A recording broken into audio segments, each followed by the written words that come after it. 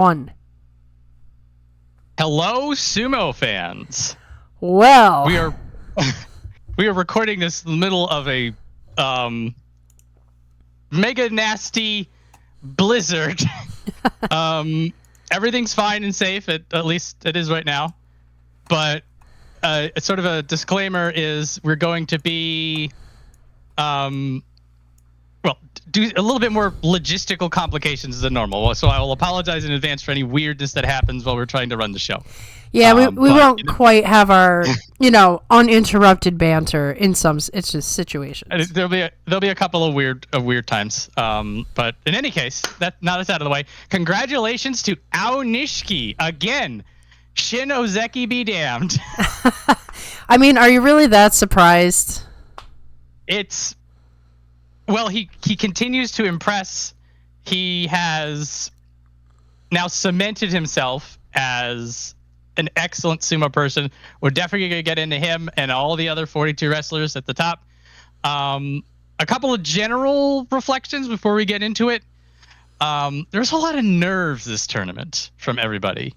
So there's a lot of matas, like an extremely large amount of matas. I don't keep track, but it almost like every day there's a bunch.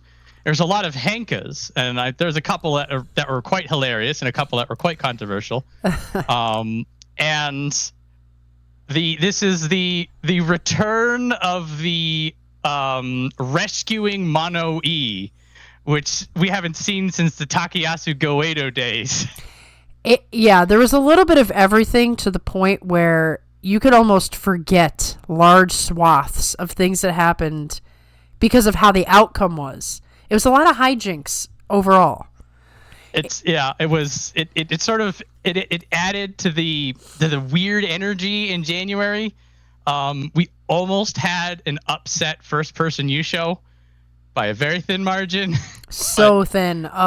So thin. But we're gonna get into all of it. There's a lot to talk about. It's very fun, very weird, very January. But while weird, it wrapped up so perfectly that when you go to look back at it in March, you'll forget all the weirdness. There is going to be a lot of, oh yeah, that happened. In 2 weeks, let alone 2 months. Yeah, we go to do the Guest the Bonsuke stream and we'll be like, oh yeah, I forgot he got that record. Oh my goodness. Yes, Ura got robbed. I forgot. We'll get into that. And I'm salty. Well, let's not forget also the specter of injury that hung over, not just for the Yokozuna, but a lot of guys are walking out of here with only partial ability to walk, partial ability to move their arms. Yeah. The first week, I'm like, are we going to get through this injury-free for 15 days? That'd be near impossible. Lo and behold, it was in fact impossible. It actually kind of reminded me of the COVID days where we would just sit there every day and hope somebody else didn't get sick. And yes. It was like that. Yeah, there was one time Takayumi, I think, had COVID, and you're like, oh no, he fought yesterday. Oh no. Oh no. But in any case, all that kind of weird energy in January, we got through it. We got a Yokozuna contender. We've got a lot of interesting sumo, a couple of worrying things. It is a mixed bag. This really is every corner of the sumo landscape. Yeah. So we should address this picture. I feel like Onishki is looking pretty regal right now. That is a very yes. It's not blurry. Like, even though it's the salt throw picture, it's not blurry. He's handling himself. Like the hand on the belt is very sort of that's right next to his brass pocket watch. I'm rich kind of a pose. Yes, just put a suit on him. Just put a suit on this man, and you know what's going on. Absolutely. All right. He's the man in charge, the man of the hour, the man of the. Well, he's been the man of the hour for 6 months, so I don't know what to call that. Yeah. The man of the year we're working on, and that's probably going to be him in March if he keeps going. Before man of the decade, man of the he's gonna. What's not to like about Onishki? All right. So, in any case, let us start at the top as we always do with Yokozuna 1 East, Hoshoryu 10-5. I'm calling this optimistic.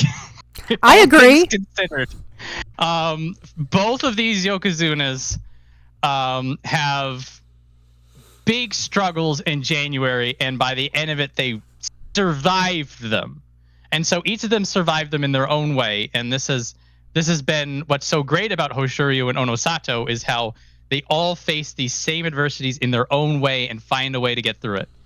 For Hoshoryu, it was his dynamic movement. It was his lightning reflexes that I still don't know how he got out of the way of Takayasu's charge. When Takayasu is running him back, and then he just Houdini escapes out, grabs the arm in the same motion, and just chucks Takayasu, and then walks away like nothing happened. Like, that was like textbook Hoshoryu surviving on his brand. That was the whole man doesn't look at the explosion move at the end. Oh, dude. It so was. It so was. So this was Hoshoryu's sort of, I'm going to do air quotes, moment to get it done. When they heard that Onosato was having shoulder issues and Onishki was a Shinozeki, or like, if he's going to get it, it's got to be now. Going in, it seemed like he had figured something out with Onishki, and that fight was an absolute legend of a match. Hoshoryu still lost, but that was an Ozeki fighting a Yokozuna. That's the kind of sumo we want to see out of him. We'd like to see him win, but it was no longer that super nervous, doesn't know what to do and gets thrown. It was the, I'm going to meet you and it'll be a battle of wills. Again, like, these are the not the Yusho that we wanted out of Hoshoryu, but definitely like a victory in terms of it could have been a hell of a lot worse, and it takes a Yokozuna level mindset to survive this. Yeah, I mean, we've gone over this multiple times about how a lot of people are down on Hoshoryu. They were down on him from the moment that he got his promotion. Nothing's going to change. However, he, with the exception of Onishki, who obviously looks like a once-in-a-lifetime talent, Hoshoryu really does conduct himself like a Yokozuna. He wins like a Yokozuna. He has the attitude like a Yokozuna. You know, it's just a lot of things are dogging him. He's had multiple injuries. He was a Kimboshi machine. How many did he give up this time? Just three. Two of his losses. Three of his losses were Kimboshi. Yeah. He doesn't have the dominance that the larger guys have. I think that was always going to be the situation for him. But hey, I don't care what the naysayers say. He got in there and he gutted this out, and he still he strutted around like a Yokozuna. I mean, some of the guys on this Banzuke, when things start to look bad for them and it's not the way they wanted it and there's nothing they can do to reverse it, you see it on their face, you see it in their posture. If you watched Hoshoryu one match and knew nothing else about him, you'd be like, oh yeah, that's a Yokozuna. That Takayasu Totari, come on. The massive Uwatanage of Kotozakura, come on. They have that, to get that guy to catch air is ridiculous. Also, like, going in, like, he loses to Kirishima, all props to Kirishima. Then he loses to Onishki, again, legendary fight. And I'm like, uh-oh, now he's got Kotozakura and Onosato. How is he going to handle this? And then when he just props Kotozakura up and chucks him, I'm like, oh, he's back. On a bad knee? He got a chance.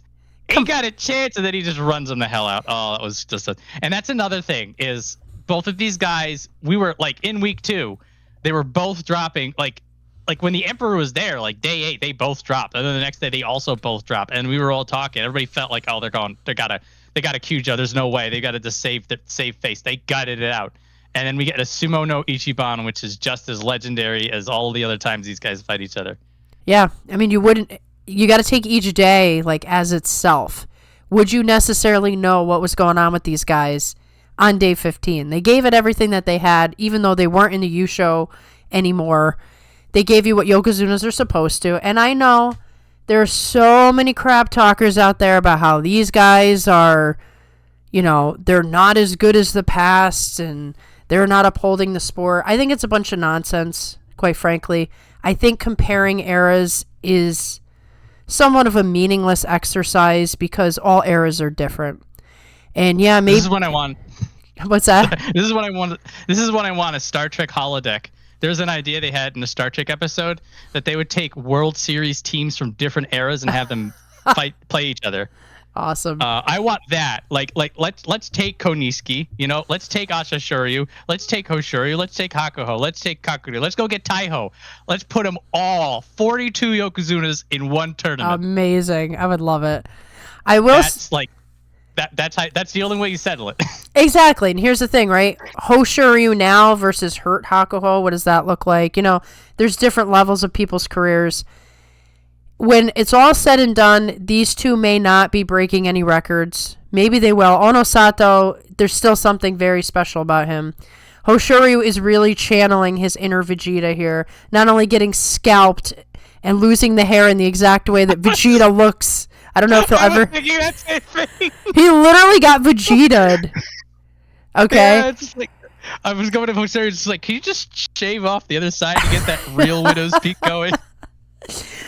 Asking for a friend. Look, all you can do is give what you have, and this is what he has, and this is who he is, and he is the Yokozuna, and I'm just not going to take any more nonsense about it. We're just going to live in the present. And the past is great, and Hakuoho, legendary talent, all the others behind him, but I live in the present. I absolutely appreciate the raw effort put in by Hoshoryu, even with the busted knee. Never, ever letting you see him sweat. So... that's my endorsement, and I bring on all the haters who want to say, oh, Shuryu sucks. These Yokozuna suck. Yeah, well, whatever. I don't want to hear it. Well, there'll be talk definitely probably during Guest the Bonds okay, and then during the preview show in March about how the Yokozuna doing, what are they going to do this time. Just like, in the moment, for January, for these last 15 days, Hoshoryu gutted it out. Hoshoryu showed Yokozuna pride. And the 10-5 is important because that's like the bare minimum as a Yokozuna as you can get. Like right. If that was a 9-6, I'd be like, but he got the 10-5 and he got it on the last day against Onosato. Like that's an exclamation point. Right. The Yokozuna got the Yokozuna Kachikoshi. So there you go. So that's the bare minimum. So he's doing it. He's getting it done. So speaking of Onosato, Yokozuna won West also 10-5. The first week, like we go in, we're like, oh, he's got shoulder things, and some people are just like, oh no, it's fine. Everybody's saying it's fine, and then people are just like, no, the shoulder popped out. He's in trouble. He shouldn't be here. It was back and forth and back and forth. Then he had that. He was 6-1 off the block, and he looked fine. Now there's a little bit of backwards sumo that he had. I think it was it might have been Daieisho that was getting him running back, and he does his crazy reflexes and stuff like that. So like not the flawless sumo out of him. And then Hakuoho hits him square in the shoulder. Ugh. It's a full car, and then it starts to fall apart from there. And we're like, oh no, here's the shoulder. But then Onosato, and this is that Yokozuna level from him, decides overnight to change how he attacks. It is all right shoulder. And it is just he uses half his body to win instead of his whole body. So that is Onosato's ascension to just meet the expectations. Particularly when he fought Kirishima. And Kirishima was all over him, and it was just right shoulder in Kirishima's face the whole time. I'm like, how the hell did he do that? Well, it's interesting because I'm guessing he also threw Kirishima's timing completely off by switching the shoulder. And so he just put him in an unrecoverable position really fast. Smart sumo from Onosato, the way a Yokozuna has to fight when he's hurt. So he rose to the occasion, and then he beats Kirishima, Takayasu, Kotozakura, and, of note, Onishki. And I was wondering, because Onishki looking like he's in charge. Onosato trying to figure things out. I'm like, if there's ever a time Onishi's going to figure this out and get inside, it's now. And Onosato just launches him. Yeah, there were all these different things that were going around out there about what this is. Rock, paper, scissors. Who can beat who? Onishki really just struggles against Onosato. He is the exact type of wrestler that's hard for Onishki to fight. And yet, Hoshoryu always ends up beating Onosato. It's hilarious to see. But, yeah, go ahead. It's a weird, interesting dynamic. Fun to watch. And everybody's working on each other, too. They're working through it. They're evolving the game. They're all helping each other level up. This is the beautiful thing about having this level of competition. Maybe we have different conversations 5 years from now, if everybody stays healthy, of course, where they've all just become so massively gritted and tough, and they've gone through every obstacle that you're just not going to touch them. That's my hope. That's my hopes and dreams. Yep. We're already seeing that they're getting better and better. When they're injury free, nobody could touch them. That's sort of the big question mark for Onosato. Really hope that he's able to get that left shoulder in a better spot, that he really rests up. Yeah. Because if that becomes something that he just has to deal with, that could be a longer term problem. So hope Onosato gets that left shoulder looked at, cleaned up, ready to go. But he's young, he's healthy. But you gotta take these things seriously. Well, particularly if he starts using the right shoulder and then destroys the right shoulder. And then if you have no shoulders, I guess how's he gonna fight sumo? You know what I mean? Like maybe he can go chest first. Yeah, he's just gonna chest first. He's gonna be a Shodai, absorb the Tachi eye, and then bounce you out with his stomach. So was it Onishki that he basically beat one-handed? He did the Nodowa, and then just smashed him down with the one hand. It was quick. It was decisive. It was powerful. Yeah, and it was the right side because the left wasn't reliable for him at that point. So, this was the first tournament where I really finally felt like, okay, I want to give Onosato his full credit. Because not only did he beat multiple opponents with only one arm, but he gritted it out. He showed his Yokozuna pride, and you can't ask anything more from him than he gave. That's the big takeaway for both of these Yokozunas, is that they proved their mettle, and you would think that anybody else on this roster would have buckled and fallen apart. Yeah. But not them. No. And this actually is one of the things you need to go through as a Yokozuna, unfortunately. This is one of the tests. Like, there was a lot of conversation about, well, if you're hurt, you shouldn't be in. This isn't fair. And there's truth to that. But the flip side of it is, even if you go out and you get a surgery and you get all better, these other guys are still fighting and you're not. So a fighter's career is very short. This is just what it is. Even if you're healthy the whole time, your fighting career is so short in the grand scheme of your life. So you make certain choices, like, is it worth it to just do half measures until I'm done with this thing so that I don't lose my momentum? Will a surgery not heal my situation anyway? Do I want to lose the top spot when I fought so hard to get here?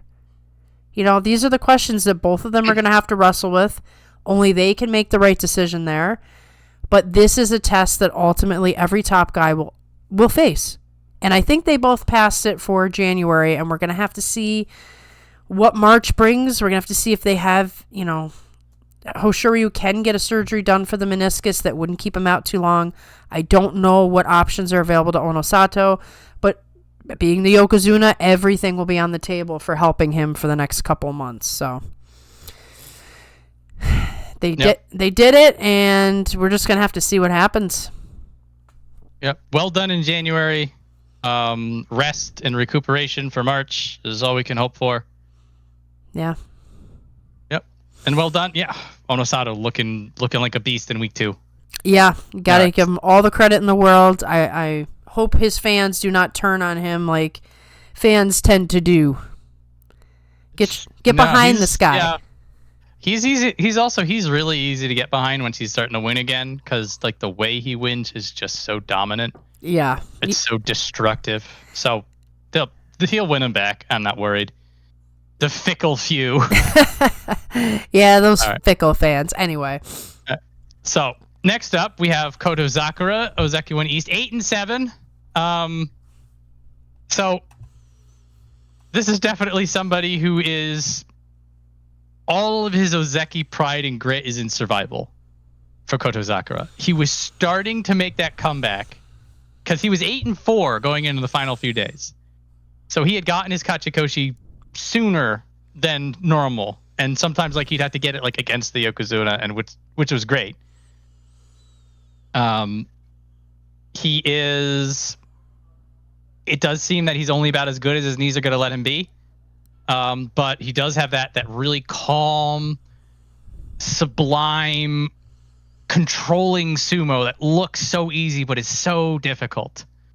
Worth noting that some of the people that he beat in his brand of sumo involved Kirishima and Takayasu, who were very powerful and very dominant, and people who have beaten him in the past. So Kotozakura is, again, with the 8 and 7, we've been seeing him do that for a while, but it looks like he's standing still, but he needs to keep a certain pace, sort of like what you were saying. Everybody else around him is getting better. Mm-hmm. So he is also getting better to stay at 8 and 7. He has not gone Kadoban in a long time. In this environment with busted knees, it doesn't look like it's a lot of effort, but it is titanic, the amount of effort he's putting in. Yeah, when people get on Kotozakura for being mediocre and all this other stuff, it's like you clearly weren't watching the era we were watching before this, where Ozekis were dropping like flies. They would just go into the Kadoban cycle until they finally couldn't hang anymore, and then they got dropped down. Kotozakura has been doing what he needs to do to stay Ozeki, and he looks great when he looks great. He does look like an Ozeki. It is a the Ozeki quality. So like you get up to Sekiwaki, you get up to Kamasubi, you're doing pretty well. The big Ozeki quality, and when you see that in somebody, you know that they're either in Ozeki or they're going to be there, is an adaptation. It is that they are constantly in a state of self-reflection and self-improvement that comes from within, and you cannot get it anywhere else. And so Kotozakura has that quality.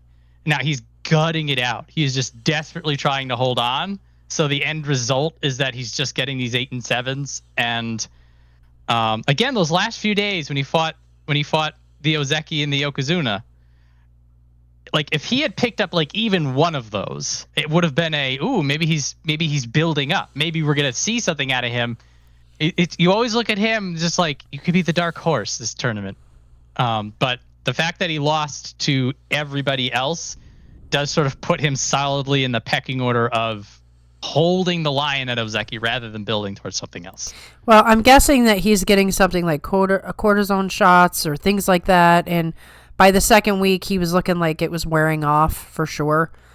The thing I will say, though, which connects to what you were saying, is he never looks panicked. Even in a loss, he always looks like he just got beat. Even when he's getting pushed back and you know the knees can't handle it, he has a way about him of just, okay, I got beat, not, oh no, like some guys. So what do you want from him? He's a great Ozeki. He's doing the best he can, and I don't feel any sort of feelings of, this lame Ozeki. I feel like, look at this warrior, and he makes things interesting. And unfortunately, I don't know what can be done for his knees, but he's not a Yokozuna, so he can't take any time off. He can't take the time off. He can't get a surgery, or it's done. His fight versus Onosato exemplified what you were saying. Like the two of them were low in pressure. It was just raw power versus raw power. And then it basically hit a point that Onosato was just able to just force Kotozakura up. Kotozakura had to pull on that point, but it was already over. So like Kotozakura basically like died on his sword right then and there. But that means that Kotozakura went in. He went in Onosato was just like, I'm matching you in power because I'm an Ozeki and I'm going to find a way to win. Like that's his mentality. It's a loss. Go ahead. It's a loss on paper, but in terms of how you're fighting, in terms of that Ozeki pride, full marks. So, what in essence are we looking for sumo and as a whole, as a product? And that's to entertain the fans, right? And there's higher implications like, being this like a solid representation of Japan, and when times are bad, like earthquakes and things like that, these are the guys you want to look to, just something bigger than yourself, that kind of thing. Kotozakura gave it every single day. He's doing every day. The records don't indicate that he hasn't done what he needs to do as an Ozeki. He's not going to make it to Yokozuna because of the injury only. He could have been a great Yokozuna if that didn't happen, and I really enjoy every time he fights Onosato because he's one of the few guys that can really go chest to chest with him. Yep. So, got to just keep rooting for the guy and hoping for the best, but you take him exactly as he is and be happy about it. He's a good Ozeki. Yep, and we've had this discussion in the past before, where, because you're a good Ozeki, because you'll never be a great Yokozuna, it doesn't matter because you're a good Ozeki. You're a good Ozeki where some people will never be Ozeki, where some people can never handle it, and then you could be a good Sanyaku. You'll never be Ozeki, but it doesn't matter because you're a good Sanyaku, and there are people who will never touch that. Mm-hmm. So this is where Kotozakura is, just hanging in there, and every now and then he'll get that really good mats out of him. Right. And, he can affect the Yusho races, which is another thing an Ozeki should do. You get a couple of the good, really important wins, and that's all that matters. But there will be some people who will only look at the records, and they'll judge everything based off of that, and nothing you can do about that either, huh? Yeah, well, to be fair, at the end of the day, you have two numbers and a dash between them, and that's how the Banzuke is done. So yep, there is that. But sumo is definitely a sport of nuance, so that's always something to keep in mind. Mm-hmm. All right, so the man of the hour. Let's talk about Ozeki 1 West. Onishki, 12-3.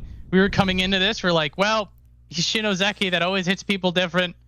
Let's let him have January to get his feet settled in, and then we could start talking about the Yokozuna in the future. But nope, nope. Onishki once again showing that the pace that he puts on everyone and everything will defy all realistic expectations. And the way he fought as a Shin Ozeki, the way he carried himself, and somewhat premature here, but I feel like everyone else is saying this, so this is a very room temperature take. Yokozuna level handling. Yeah. Let's not lie to ourselves, okay? Onishki is the real deal. This isn't a situation of, oh, we're falling in love with the new hype. No. Everything about this man is of the highest elite caliber at this point. He has proven time and again that every time he goes up, and we will see people that hit struggles. Like, normally what happens when you get into the top division is what's happening to Hatsuyama. You just get slapped down because it is well beyond your expectation. I feel so bad for that man, but I know. Look, it's the top division. If you can't take it, there's the door. Go to Onishki. It's 11-4, and he never gets lower than 11 wins in the entire time. This is not what's supposed to happen. This is a talent beyond talent. And now we're going to be talking about him being a Yokozuna as early as May, because he did so well. Yeah. Well, yeah. I mean, if he wins March, he will get the promotion for May. Yes. But he's already on the run, so it's like we're already talking Yokozuna run, which is crazy to us. He will be in and out of Ozeki in a half a year at this rate, which is baffling to me. I cannot wrap my head around it. And there's some, there may be some discussions of, oh, he sort of took advantage of it, this, that, and the other thing. The way he fought on day 15, how he beats Kotozakura. Kotozakura has him leaned down, pinned. Kotozakura has him where he wants to be. Onishki rises to the occasion and powers through it. In the playoff versus Atamifuji, this is the best version of Atamifuji we have ever seen. This is the Atamifuji that we would wish upon a star and pray will come to grace us with his presence. He also gets Onishki where he wants to. And every time Atamifuji had somebody in that position, he would just smother them out. Every other fight except against that playoff match against Onishki. Onishki simply overcame everything. See, there's a couple things about him. We talk about this all the time. We've been doing this for years at this point. He has everything. There's the little intangibles, right? So you need the strength, you need the health, you need the skill. But you also need to be able to think on your feet really, really quick, and you need to be able to adapt. He literally can do everything. Obviously his biggest challenge is somebody who can really get him upright and just power him out quickly. He is small, but my goodness, does he not seem much stronger than his frame suggests? I mean, he's a pretty strong dude for his size. Incredibly powerful. So I wouldn't even take strength away from him. It's like, okay, sometimes you're going to lose. That's how I would look at it. Some guys got your number. But on Onishki, I'd say the one challenge coming into this tournament was stamina. And not because there's something wrong with his stamina, but he simply had not been pushed enough yet because he was in the lower ranks. So he goes to that all stables practice with Hoshoryu, gets called out 1,000 times by everybody, looking pretty darn gassed. But guess what? While you thought that might have slowed him down, you probably just made him stronger. He just used it as fuel. Yeah. 21 years old. He's a prodigy. Just take that in for a second, okay? Now, I'm going to say something else that I want to be careful about because it can be taken way too far, but he does have qualities similar to Hakuoho. Does that mean I think he'll be Hakuoho or he's the greatest ever? You cannot say things like that when someone is brand new. But does he have the makings of a wrestler like Hakuoho? 100%. There's potential in there. The limitless adaptability is something that very few wrestlers have done. And at the tail end of his career, Hakuoho basically relied upon that heavily to get anything done. And he made victory happen in places it should not have happened. Right. Onishki does appear to have those qualities. It will be now, and this is the point that you're making. He let him win the 42U show before we really call him Hakuoho. Exactly. Maybe he'll do it. Just give him another 10 years. We'll see how many cups he puts in his trophy cabinet. Yeah, I'm so hesitant to just jump all in on somebody because life is completely unpredictable. You don't know what's going to happen. Let's just say everything's looking real good. There's not a lot of weaknesses in his game. He's young, but most importantly of all, I think he's hungrier than almost anybody on there. He's still looking up. Yeah. He's still looking upwards. Yeah, I think, remember he comes into the top division. He's brand new at the bottom and he says, I'm getting double-digit wins. He just said that. There's something within him that will not allow him to lose if he can say anything about it. A Tommy Fuji would have taken out anybody pretty much except for him. Any other person. Kirishima. Hoshoryu. I think Hoshoryu also has similar abilities to get out of things, but I think Aonishiki's better at it, as obvious by the head-to-head with those two. But yes. I think Hoshoryu is capable of getting out of it. They're very similar. They're similar in certain ways, which is why he's absolutely got Hoshoryu's number and is in his head. And it's going to be interesting if Onishki just jumps right up to Yokozuna, and now they are officially head-to-head rivals. Feels like they're there already. Of course, with him being Ozeki. now just we'll have a white rope. But now he gets to join the elite club of only, he'd be the 76th Yokozuna? It's under 80. Now Hoshoryu will love Onosato. He'd be like, "Hey, buddy, come here. We gotta double team this guy." It's a different club. It is. It's a different world, and now Onishki is dead set on entering that world. And I think we'll see it this year if he's going to be fighting the way he did in January. Yeah, I mean, it's hard to win 3 in a row, but if anybody can do it, it is him. And that's not just saying it because we're jumping on the hype train. It's just truth. Truth is truth. It's easy to jump on this hype train. It looks like it's going places. Yeah. So very well done, Onishki. Everybody's going to be staring at him in March. There's going to be just a bajillion set of eyeballs right on. And he swapped his belt in the middle. Oh, yes. Did you hear this story? I didn't hear the story. So that is Aminishki's belt. His Ojigawa Oyakata, I think, is now Aminishki's name. Yeah.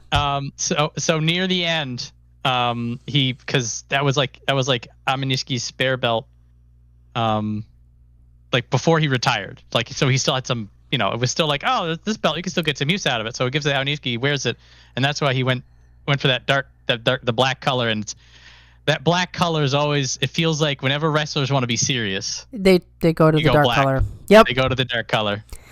Well, and he brought it with him at the final days. Yeah, there's all the symbolism there. I thought it was interesting too to see Wakamotoharu in the car with him. It's like, man, everybody wants to be Wakamotoharu's friend. Like everybody, he must be the coolest guy in the world. But keep in mind too that Onishki is gonna gain international attention. Everybody's gonna be paying attention to the fact that this guy is from Ukraine. There's a lot going on there. So there's another level of how much bigger he is than your standard guy in some ways. Like there's a lot of pressure on his shoulders. So he's bring it on. I'm pretty sure he's saying, I cannot wait. I cannot wait to get through this. That's what I love and see him go. That's what I love about him is he is the kind of guy who's like, do it, bring it. Yeah. You got to respect that. If nothing else, the fact that he has been pointing to the bleachers this whole time. Mm-hmm. Unwavering. It's so good. It's so good. Where's March? When's March starting, Maria? It's like another month and a half. I don't know. I'm not interested. Through blizzards. Yeah. Let's see if we survive the week. I'm being dramatic. We'll be fine. I hope. Anyway, well done, Onishki. Next up, Kirishima. Speaking about Ozeki Pride, Sekiwaki won East 11-4. That number sounds familiar to you. It's because that was the record that he had in November. Mm-hmm. Are we on an Ozeki run now? Is it official? Very well. So he was at Megashira 2 when he got the first 11-4. Technically, they allow those if you do something fancy. Okay. So if he gets another 11 wins, that's 33. And speculating here, wild speculation. Let's say Onishki wins it or gets Yusho equivalent in March. So now we have 3 Yokozuna, and then we only have 1 Ozeki. Oh, the more if you want to have a balance of Ozeki, then maybe you bring Kirishima up. But Kirishima has to earn it. But yes, there's a lot of buts. There's a lot of buts. The double butt is the way that Kirishima fought here. It felt like we just kidnapped Ozeki Kirishima and just brought him into the future. It was that level of sumo. I was like, oh damn, he's back. And the thing is, he was Ozeki before, so that's another factor, right? It's not a new guy trying to prove himself. It's an old guy trying to get back to his old rank. Yes. So it could be treated differently. And he's been working at it. Now he's had injuries, and there are a couple of tournaments that you're just like, you had an off tournament, something didn't click. We were talking about Onishki being untouchable. Kirishima beats him. Mm-hmm. And Kirishima had not beaten him. He figured it out. Hoshoryu's having trouble. Everybody's having trouble. Kirishima's just like, I figured it out. So if nothing else, I want to see Kirishima and Onishki fight in March, like immediately. I want to see that back and forth because the both of them have that super tactical mind. Mm-hmm. It's a great matchup. Very exciting. And he also beats Hoshoryu, and he beats Hoshoryu like clean on. Now, say what you want about the knee for Hoshoryu, that's definitely the case, but Hoshoryu's beaten Kirishima his fair times as well. So that when you have those kinds of rivalries going on, that feels very Ozeki-like to me. Very wishful thinking for me too. I'll fully admit it. I want him back. Yeah, it's tough because Kirishima has proven himself to be both Ozeki level, but then also someone capable of collapse. So very capable. We just don't know, where his trajectory is going. If he really has healed the injuries, we know his level of sumo is that of an Ozeki, but it's just not been consistent. So we're going along for the ride with Kirishima. Yeah, I am putting hope in him figuring something out in March, but in the back of my mind, I'm like, hang on. He's done this before. That he scraped up an Ozeki run, and then he just 6 and 9s, and then I'm like, I feel like it does. Like again, like it was the quality of sumo this time. And it was the way that he was able to handle, like, also game opponents. Like, Yoshinofuji, who was smothering people, Kirishima builds his way into an insurmountable. The Yusho contender Shishi. Joking. He absolutely embarrassed Shishi, which honestly is what a Sanyaku person should do. Right. When you have somebody at rank and file who has delusions of grandeur, you put him in the ground. So Kirishima, if nothing else, proved that he belongs at Sekiwaki where he is, and perhaps has a place higher. Yeah, unfortunately for him, if this was any other tournament, there'd be a lot of like, wow, look at Kirishima. He's going to be completely forgotten because of everything that went on. Yes, there are certain people that are being laser focused on because we have such a dynamic top heavy. There's a couple of people in this list that did pretty well and are just right under the radar. Yep. So we'll hope to talk about some of them. But there's a couple of people that everybody has their eyes well on. Like when we get to Fuji no Kawa, we're not gonna need to convince people that Fuji no Kawa is hot. he's everybody knows. He's on the level of like an Ura. He's like trying to get into that camp. He's definitely a face. Yeah. Oh man, but Kirishima, extremely good sumo, technical, the kind of stuff that got him to Ozeki back when he was Kiribayama. So I'm very happy to see this. Optimistic.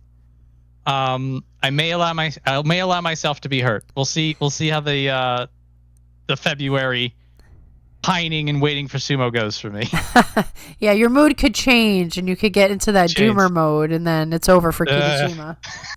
Oh no. Oh no, it's just not. He needs He needs your positivity. There's too many people that are gonna go doomer on him. Oh no, he got injured in training. Damn it. Oh God. No. Yeah, look, like this is the strongest shot as we've seen from anybody who's not a crazy legendary talent to getting into Ozeki in a little while. Right. This is like a pretty good normal person like a shot. Standard. This is how Ozeki goes. There's traditional Ozeki run. Exactly. File the paperwork. Poor Kirishima. Like he's always got to be in the shadow of literally everybody else. So that's a storyline to look forward to in March, and he definitely affected the Yusho race with those wins of his. And he was in it himself. Yeah, and he, affected these other guys' tournaments like Yoshinofuji. Like that loss was really, really a tough one that kind of threw Yoshinofuji off. Like your confidence gets shaken in a match like that. Well, also like Yoshinofuji 8-7. If he beats Kirishima, that's 9-6. He's Sanyaku. Exactly. 8-7. I don't think he is. I know. There's been talk about that. It's like, you're gonna get locked out. That's how tight this. Look, Atami Fuji's got himself a fairly solid claim to that Kamasumi slot. Yeah, I think so. It's look. Sorry, guy. Tune in to Guess the Banzuke in I don't know however many weeks when we try to make sense of this madness together with whoever wants to show up. Yeah, I don't think we're getting a 13-2 this time. No. We are Toku Shoryu incarnate. Yeah. We get it once, and then we're right back to 5-10. That's right. This one will be a 5-10. There's no way we can figure it out. Yeah, we're taking that. Yeah, we're taking that 13-2. We're framing it. We're putting it on the wall, and we're never seeing it again. Exactly. But again, thanks to everybody who helped us with advice and tips and tricks. And I had a calendar, I'd go figure out when our guest Abanzuke is going to be, but it's sometime in February-ish, the 18th. I don't know. Yeah, I don't know. Right. If we were doing our traditional setup, I would look it up, but I'm like, nah, I don't want to mess anything up. Yeah, we're held together by duct tape right now. Don't worry. There's two. Okay, we're like Kirishima. Things could go wrong. This could 6-9 on us right now. No. Yeah. Okay. Anyway, off of that topic. Yes. So well done, Kirishima. We'll look. Keep an eye on you in March. I want you to fight Onishki in March, please. Oh yeah. Please. Classic. Sugar on top. Okay. So Sakiwaki 1 West, Takayasu 8-7. Nearly a year in Sanyaku. Amazing. He's doing it. He is defying everything. Him and Tamawashi are just defying age entirely. Like the Grim Reaper shows up to their dojo and then Takayasu tells him to get out. And he leaves. Yeah. That's how good he is. Yeah. He gets scared off by the Ozeki aura. Yeah. It's dude, the Ozeki aura was back. Again, similar to Kotozakura. Look at the 8-7.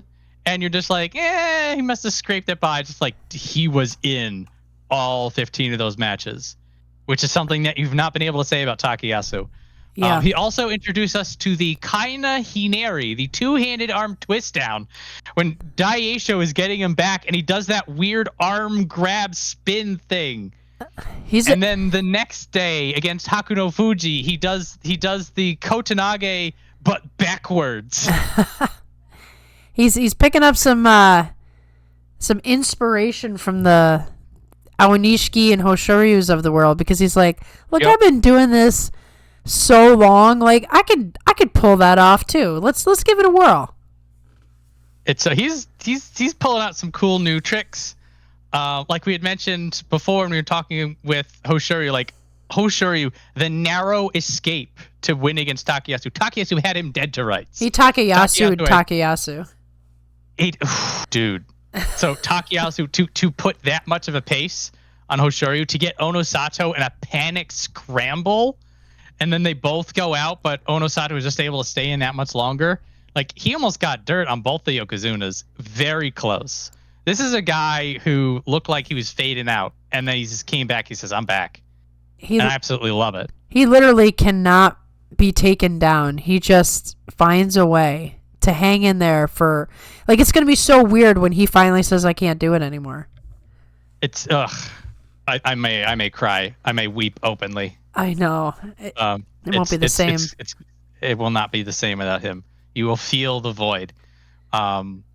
So, something else that happened is, due to Asahakuryu doing so well, we got that match, which was on, I believe that was specifically on your list of things that you wanted. It was on my wish list. I am thrilled, because I didn't think that one was going to happen. Here's what's interesting about that match, outside of the fact that it happened. So Takayasu is sort of transitioned to being more of a push guy, a power guy. Like, he has the belt, but he'll transition to the belt and then do a throw, or use the belt to react to something. These days, he's just more raw power. Similar track to somebody like Tamawashi, who they're like, I have the strength. Against Asahakuryu, it is a pure belt fight, and it is almost exactly the way that Takayasu beat Asahakuryu like 4 or 5 years ago. It was that heavy grapple and then like the bowling ball throw. Mm-hmm. And I saw that and I'm like, whoa, what year is it? I know. This was so weird. I mean, it sort of sucked for Asahakuryu because I was hoping he'd run away with the Yusho, but just the quality of that match, I'm just like, it's like both of these guys were Ozeki's and Sanyaku back in the day. It was so uncanny. I know. I really did get transported to another time. I couldn't believe it. It was interesting how, like, Asahakuru's leg kind of collapsed, but I think it was because Takayasu, like, bore down on him. It was all leverage. It was Takayasu just spinning him, forcing him into the throw.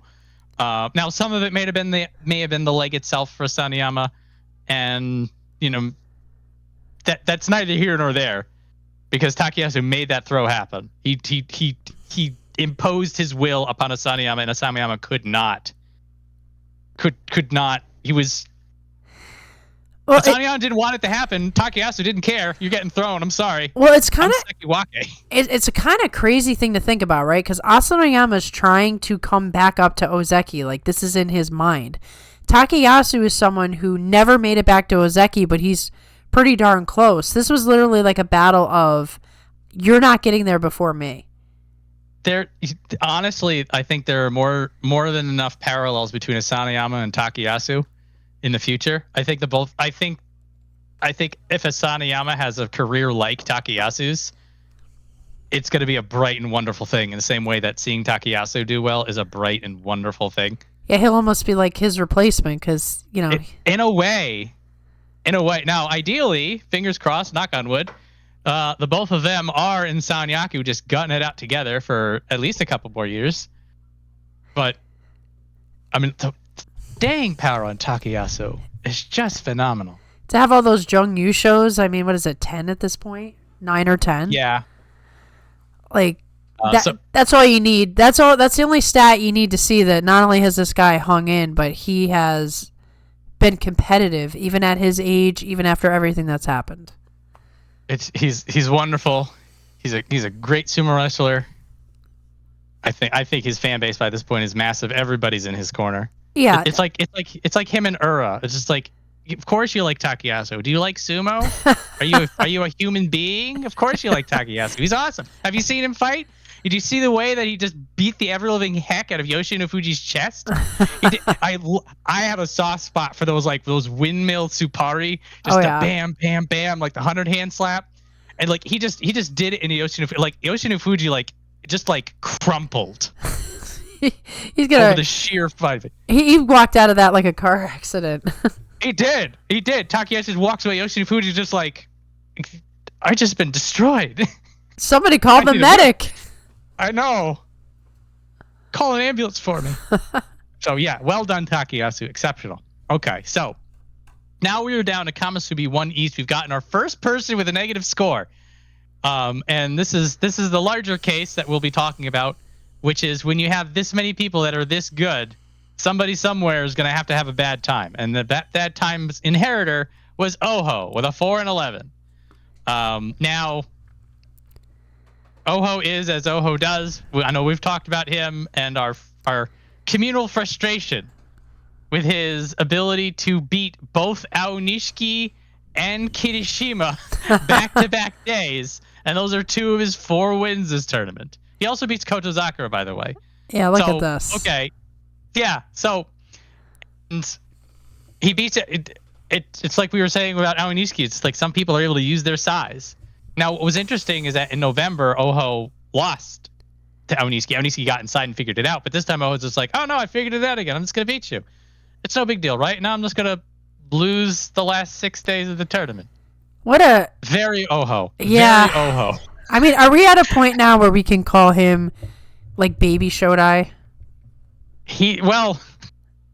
Maybe Baby Shodai. Shodai's level of ambient weirdness, like he has a doctorate in it, right? True. And like Oho's entering grad school. He's in training. He's got his bachelor's degree in weirdness, but like he's got to put in a lot more years if he wants to get on the Shodai's level. Good point. But so his fight against Shishi, I think, really encapsulated everything that was going on in January for Oho. And that he's hitting well.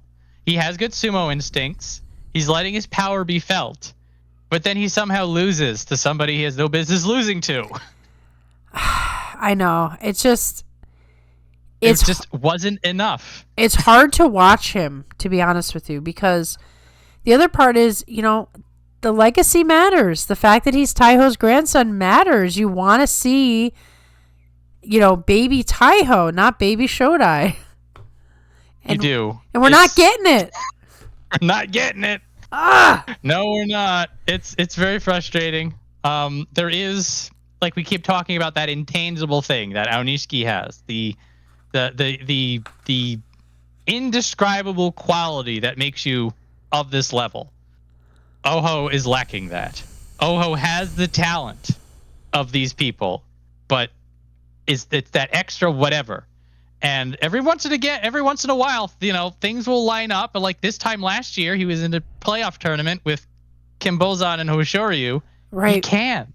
The potential is there. What is the solution? I don't know. Is there a solution?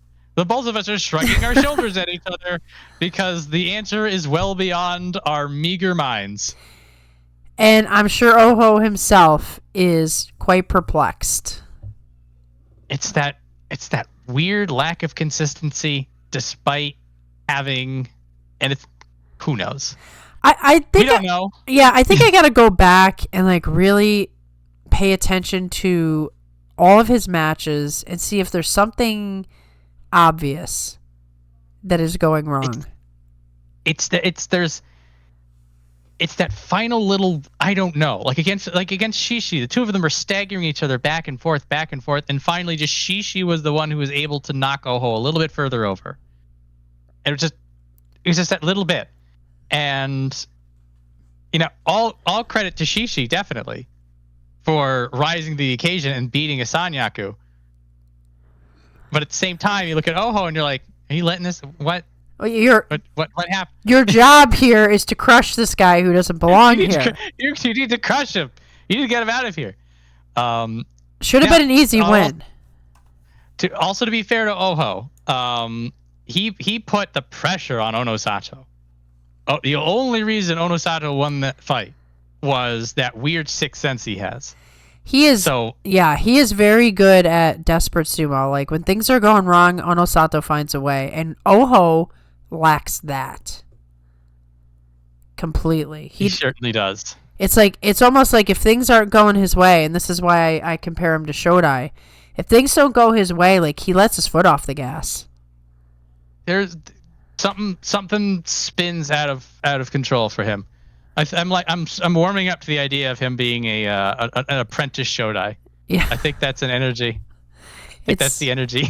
It's unfortunate. I didn't want to go there, but at this tournament, it was there.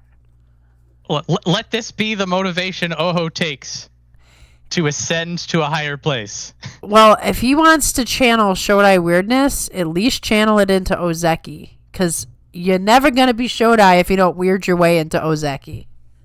That's true. Okay, if Oho randomly starts getting double-digit wins, we'll know that he's about to pass his Shodai graduate exam.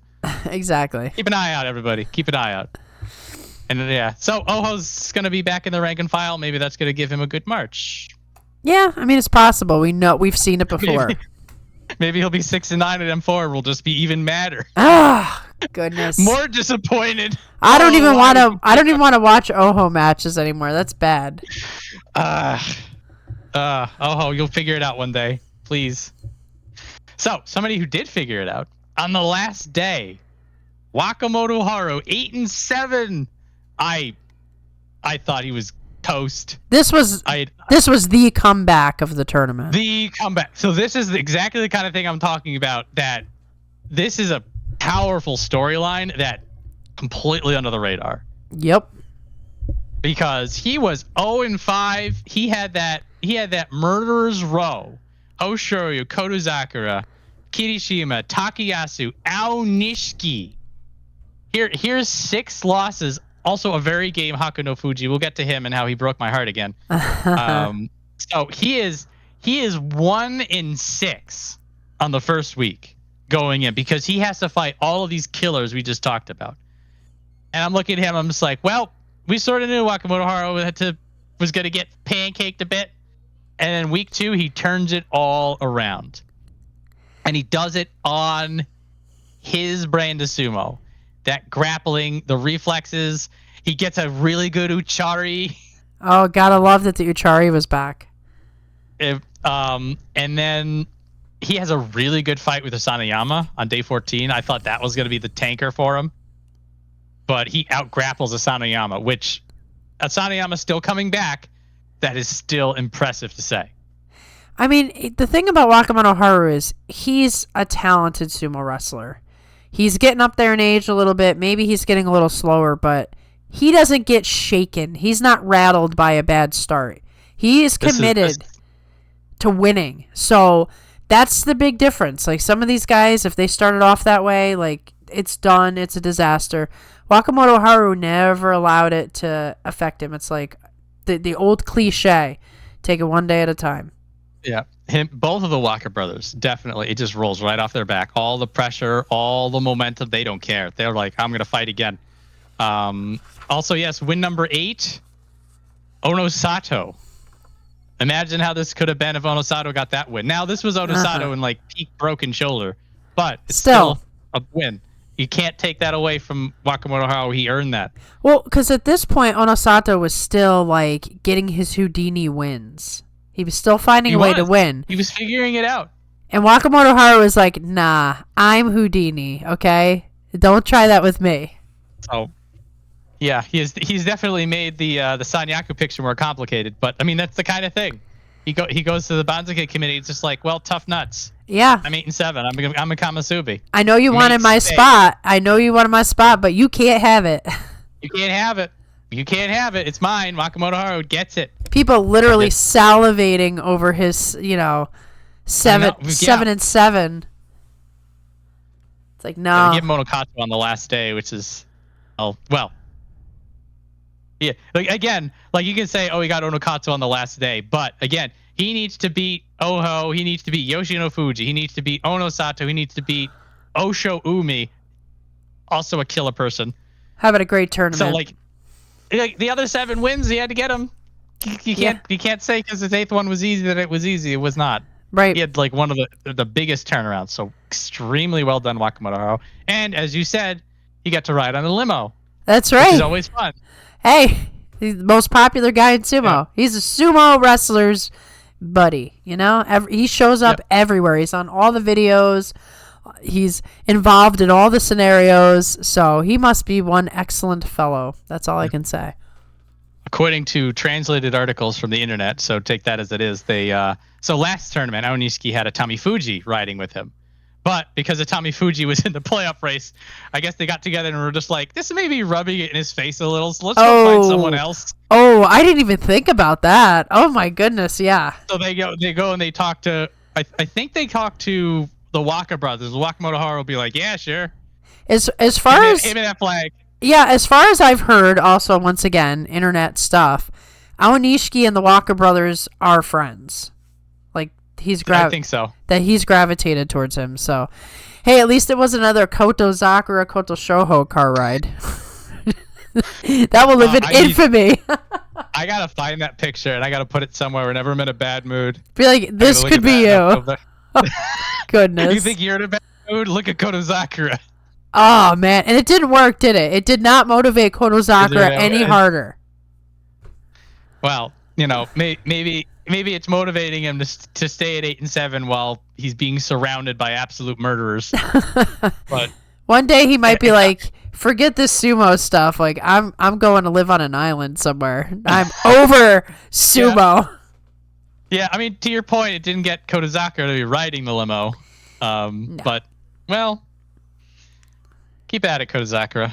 There could be a surprise cup in there somewhere. Yeah, I don't know if there'll be a surprise cup for Wakamotoharu, but I'll tell you what, I've had worse things than seeing a Waka brother holding the cup. It'd be nice. It would be nice. It would be nice. All right, so extremely well done. Wakamotoharu keeping his Sanyaku rank on the last day through sheer force of powerful sumo. So, Ichiyamamoto, Megashiro 1 East 4-11.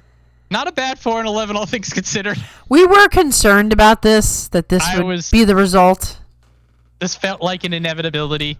Yeah. What is interesting about this is that he stuck to his guns. So he kept to the sumo that got him up here ever since his resurgence. The use of the belt work, the going forward, the never going back, getting the pull out of his system. Now he had a couple of pulls here, but also like when you're getting this thrashed. I mean, these are the kinds of things that happens. Unfortunately, he's doing this against Hoshoryu. He's doing this against Onishki. He's doing this against Yoshinofuji. He's fighting these absolute murderers. So like he goes on the belt versus Hoshoryu. I'm just like, that's an interesting call. And then Hoshoryu's just like, okay. But I'm looking at this that he went for it. He didn't freeze. He didn't just do his push then pull thing that sort of condemned him to the lower ranks. Ichiyamamoto was just like, this is my brand of sumo. This is what I'm working on. So I'm going to keep at it. I'm going to be doing these things even if it's not going to get me. Exactly. And you do have to commend that. I mean, how are you going to get better at your style of sumo if you don't do your style of sumo? If you try doing the panicking, like, let me try this, let me try that, you'll never get to be able to test your abilities against other people. I think it was the right move, even if he lost, because you're looking at long-term growth. He was already out of his league. This is my takeaway from this. Also, he beats Kotozakura in a belt fight. Excuse me, what happened? Right. I mean, I don't think Kotozakura knew what happened because Ichiyamamoto was just all over it. That's the kind of stuff. I hope he remembers that. I hope he remembers absolutely smoking Tamawashi. Well, and wasn't there a thing about him beating Wakatakakage? Like he looked up to the Waka Bros, and here he's he's a big Wakatakakage fan. Yeah. So and then he just slaps him down. But I mean, that's another fascinating thing just in general about sumo. Like we talk about how Wakamotoharu is friends with Onishki, and that a lot of these people are buddy, and and behind the scenes there's a great camaraderie, which is very touching. But then once you go into that ring, you leave all of that outside of the ring. Exactly. And it's just you. There's just you, and there's a dude who wants to get you a loss, and you're like, you're not getting that loss. I'm gonna put you in the ground. Exactly. It's the Daieisho Takayasu dynamic. Of course, like best buddies forever, and it's like, okay, when we fight, it's gonna be blood, and then they left nothing behind. Man, I miss those fights real bad, and we'll never get those again because Takayasu's like mini dude now. He can't even do that anymore. He's like my weight. He's like normal person size. It's so crazy. Absurd. We gotta have at least one Takayasu mention per episode. It's just what it is. It's inevitable. Yes. It was gonna happen anyway. Check it off your bingo card. Do people do bingo cards for 42 opinions? Maybe they should. If you guys want to start one, just let us know. But off. Well, maybe we'll make a few.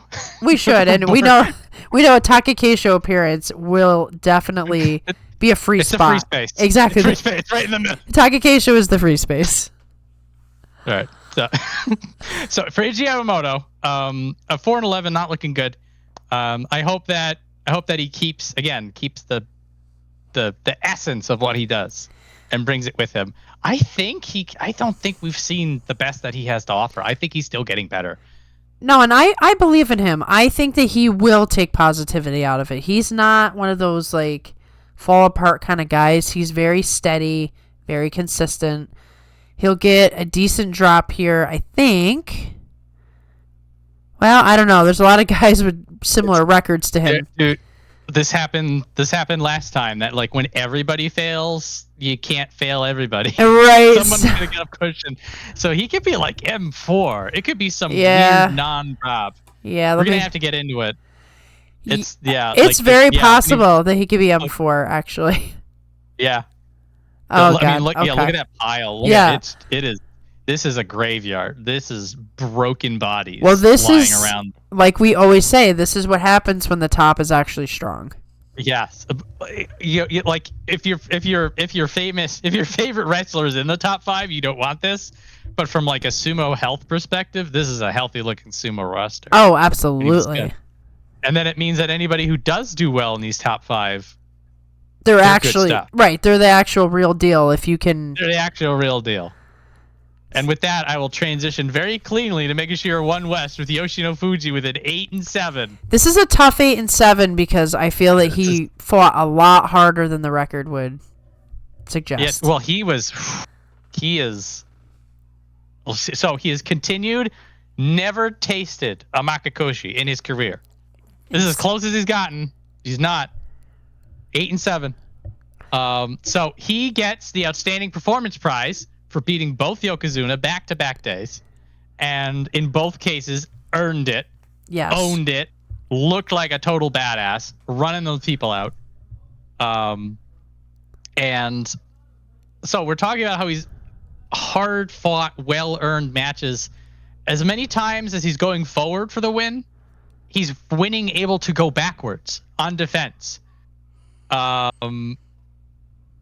So he Takenosho and Oho both get him back. Takenosho had a really good time of it for a 5-10, but we'll get to him in a minute. And so they get him driving back. He's turning the tables. He's doing reversals at the ends. He's able to pivot. So when you have that moving forwards and moving backwards thing, like an Onosato-esque kind of stuff, it means that you're dangerous everywhere. Yes. And also, like, he's also one of those like entertainment factors. All of his matches were exciting, even the ones he lost. Yeah, when you see his name, presented as the next match, you're excited. You want to see what he's gonna do. You want to know. You're like, okay, here we go. It's a Yoshinofuji match or a Kusano match, I guess. Particularly, he gives Onishki a hard time, and while he did lose this time around, you're always wondering if he's going to be the guy to take a win off of him, and that's awesome because that's what you need. You need that quality of you can beat the top guys. Yeah. To be a top guy. Yeah. Yeah. When when Terunofuji was in his prime, like the first week, it would be like, who are you fighting? Okay. Did you win? Let me close my eyes. Did he win? Yes. Like that. People like Yoshinofuji are the exception to that. Because it's like, they'll probably win. But if Onishki has an off day, Yoshinofuji is going to make him sure he pays. Exactly. And so that's like sort of the excitement factor for Yoshinofuji, and also the fact that he, like, because he's so aggressive, he's in all of these fights, it means he's improving. And it also means that a loss today in January may be a win in March. Exactly. And the thing is, he came up around the same time as Onishki. If not for Onishki, there'd be a lot more conversation about Yoshinofuji, particularly never having a Makikoshi. You know, he has the Tomokaze vibes when Tomokaze was like... He does. It's exactly like Tomokaze. Exactly. And it's got to be... Go ahead. Yeah, because Tomokaze, when he got higher up, he started to slow down a little bit like Yoshinofuji did too. He's just like, oh. And then he started to lean forward, just like, oh, is he going to get the Makikoshi? Makikoshi is day 15. He gets 8 and 7. Just like, he did it. He figured it out. Exactly. And now you're excited for March because you're just like, you just barely did it last time. What are you going to do now that's different? Right. And you're going to, well, he's probably going to get stuck at Maegashira 1 East. So he's not going to, his matches aren't going to change that much. But if you continue your slow 8 and 7s, you do eventually get where you need to get, which is higher up, and you'll have to improve your game. Yep. He's got all the potential there, but he's an example of someone that we just don't know where that's going to go. It's starting to get better. Now he's going to be neck and neck with his friend Tommy Fuji. Mm-hmm. All these Fujis, man. All these Fujis, with one notable exception in the bottom right corner of the screen that I'm going to be mad about later. That's another factor, is that here at Isegahamabeya, they are stacked. So everybody's fighting to be the next top guy in that stable. And so it does create this sort of internal pressure between who's going to be better, a Tommy Fuji, Yoshinofuji. Like, I think it's helping them all grow. Exactly. Yeah. Well, he was top Fuji this time around. Yeah. He was the last one to have a match that day. And now it's probably going to be a Tommy Fuji in March, and there's both types of energy on that. On one hand, you're just like, hell yeah, here's my stablemate. He's doing that. He's kicking ass. But in the back of Yoshinofuji's mind, he's just like, I'm second best now. I want to be best. And like you said, the guy in the corner, Hakuoho was in this whole competitive thing until the inevitable. Until what always happens to him happened to him.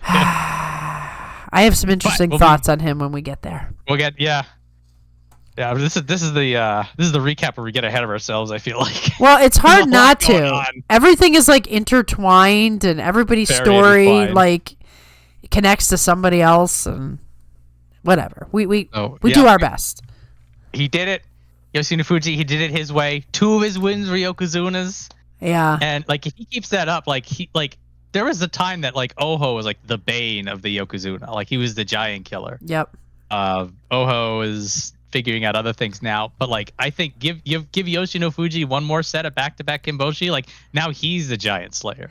Well, and then he's got that reputation. Well, think about this. He's got, Terunofuji, the new Isegahama, as his coach. And he's one competitive dude.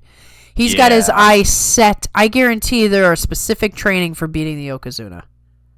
I doubt it. I wouldn't doubt it. I can feel it. 100% agree. Yeah, I can feel it because, all the talk about how these guys aren't the top guys. So there's blood in the water, right? They're not good enough Yokozuna. Well, ex-Yokozuna is going to want his student to be the top guy. So, yeah, he's definitely been helped by his coach in that respect. Most definitely. Well done, Yoshinofuji. Next up, Ura. Megashira 2 East. Ura had a record. I don't care. It's Ura. Yeah, whatever. Ura magic at all times. Now, it was 4-11. I guess that was bad. And this is this does seem to happen to Ura and people like Ura. Like this happened to Enho. Yeah. Back when Enho was around, that like everybody just gets together and decides that they're just done with Ura's nonsense. Everything, like they shut him down. They fought him different. They pushed him around. They're like, no. we still had our Ura magic, but a lot of it was like these weird desperation things. Like I think it was against Kirishima. That like he's going out and like he does this like desperate grasping behind him, grabbing a random arm and pulling and just like he's just like, I'll try something while going out. I don't know what. Well, you know what it is about Ura that's different about everybody else, which is why he gets his own character, his own slot as the Ura character. He cares very much about entertaining the fans. That's in all the translated interviews. So I think when he sees himself getting crushed, he's like, I got to at least try something crazy so the fans have something to look at. Yeah, I think it was Takenosho that Takenosho times him and does a pull down. Every other wrestler that gets pulled down by Takenosho just hits the deck. Ura does a front flip, exactly. A front somersault. I'm watching this. And it's just like, well, this is Ura. This is what he does. I don't know why you're surprised.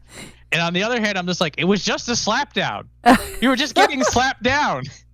But Ura rises to deliver. Ura does not just get slapped down, John. Do you not understand? He doesn't. Exactly. He can't be taken. He can't even lose in a simple way. It's not possible.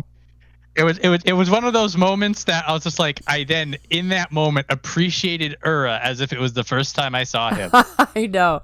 Even though I've been watching him for years and loving everything that he does. I judge all my relationships on whether or not you appreciate Ura. So if somebody says to me I don't like that guy, they are out of my life. It's the easiest litmus test I can think of for people who like sumo. It's just like, oh, I don't know about Ura. What do you mean you don't know about Ura? Who are you? What's wrong with you? I don't know about you. 100% in Ura's corner. That is the only acceptable answer to this question. So I will bring this up once, but I'll bring it up in a sort of a joking manner. Ura beat Onosato and didn't get credit for it. So there was a few beneficial mono-E's for some of the upper people in the first week. Yeah. I think everybody had one. So like Onosato had one, Onishki had one, Hoshoryu had one. That like there was a mono-E and you're looking at it and you're sort of just like, they lost. And then they either overturned it or it was a Torinaoshi. In Ura's case, it was a Torinaoshi. Yeah. And then Onosato round 2 was just like, I got to serious up. This isn't going to happen again. And it didn't. Yeah. Now this is the referee fighting. Pick any sport that has ever existed that involves referees. This argument will happen. Precisely. So this is not a hill I'm going to die on. And anybody it is like every like hockey, baseball, football, the other football. Yeah. Particularly the other football. There's always a story of how the refs, inserted themselves and messed it up. Yes. And it is what it is. It's unfortunate because I do think that Ura's momentum got kind of killed in that situation. Like, could you imagine if he won? I love it. This is not a. Yeah, it's not a 4-11 if he wins that match. I don't think, because Ura's very much a 7-8. Yeah, Ura's very much a momentum kind of guy. I think he was a little stifled after that, but like you said, it's not a hill we're willing to die on. Yeah, I'm bringing it up mostly for fun, but also because I'm still bitter about it. I need to get it off my chest. I mean, it was. They're all now my therapists. Yeah. Well, the subscribers will be our therapists, our sumo therapists. Sumo therapy. We need it. It was rough. The first week was rough with those mono-E's. Some of them were like, "What are you doing?" And then you get into the second week, and it's like they shut it all down. They're not checking anything. They know for sure this guy lost. It's just kind of like, I don't want to hear it. I don't want to hear it. Thankfully, the outcome was not affected. Exactly. Yeah. And it's like it's not like you're looking at it like a day 15 Torinaoshi. You're just like, guys. Yeah.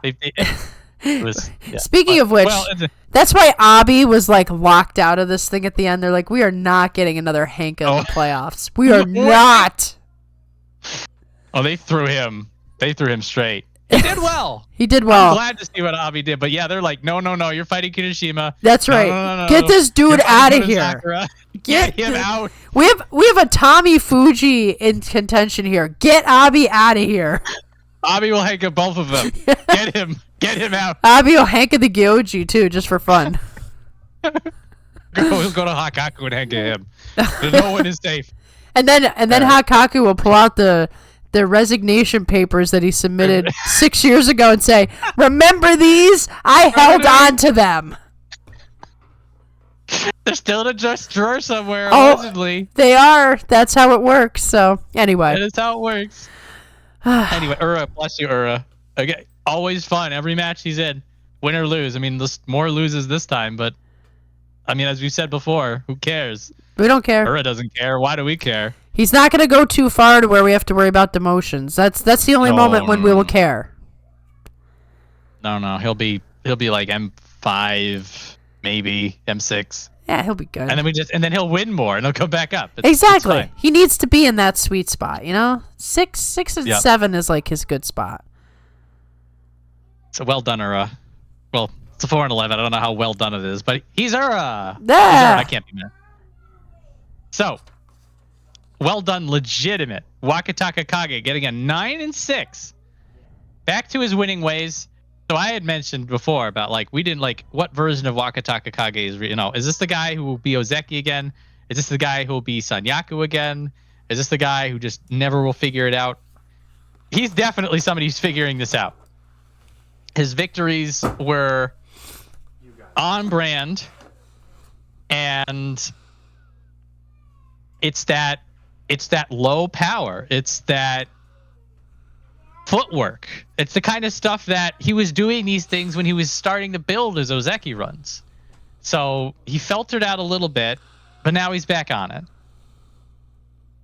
Exactly.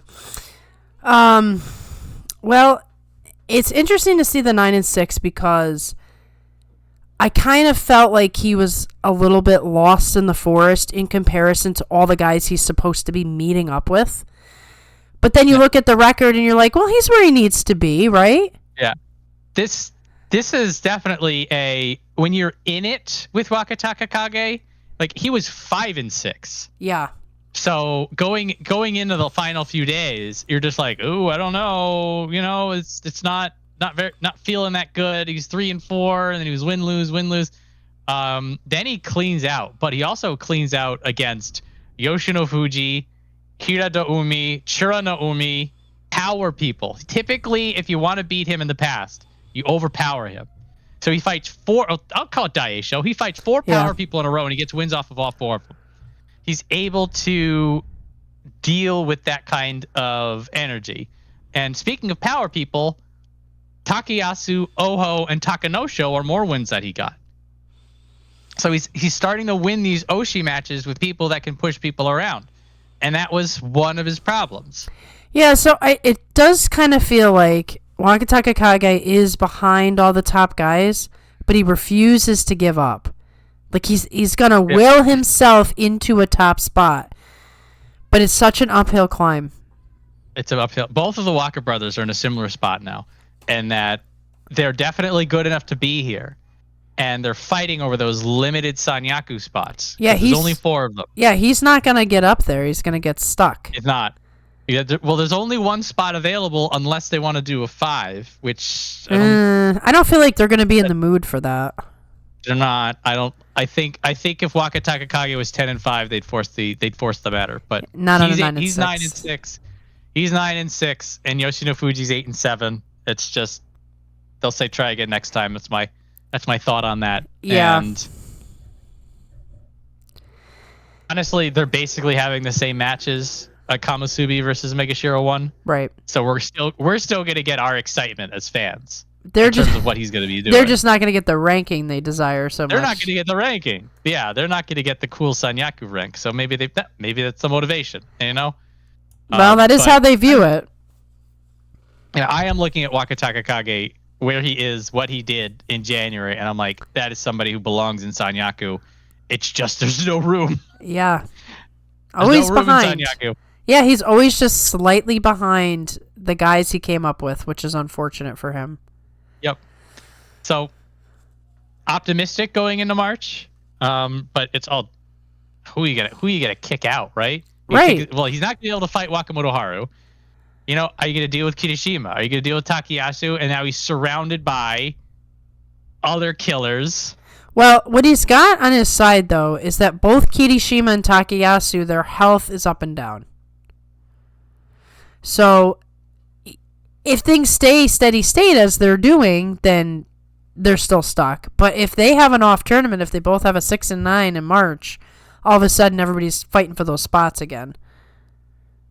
Yeah, and if Kirishima gets promoted to Ozeki, there's a spot for you. There's a spot there, exactly. So I've decided he's going to be Ozeki in May. You know what? You got to do it. Somebody's got to be behind him in his corner because, you know, we need more positivity in the world. We don't need more doomer stuff. He'll do it. And then he'll make the spot for Wakatakakage. Perfect. That's what's going to happen. All is solved. It just makes sense. Everything lines up correctly. It's the picture on the jigsaw puzzle box. I'm just looking at it now. So well done, Wakatakakage. A final note is that his fights against Onosato and Onishki were really close. He loses them, and decisively loses them. But like they were matches. That was a fight, right? Like particularly against Onosato. Onosato would like him. He has this interesting, similar to what Hoshoryu and Onishki have going on. Wakatakakage and Onosato have like a similar thing that Wakatakakage keeps evolving it, keeps trying to do new things, and then Onosato just shuts him down anyway. It's just too easy for Onosato, unfortunately. Unfortunately, but he's working on it. You know, in the same way that Hoshoryu lost to Onishki in January, you're just like, he may not lose again in March. Right. Just keep an eye on that. He may get that. And at Megashira 1, that's a Kimboshi.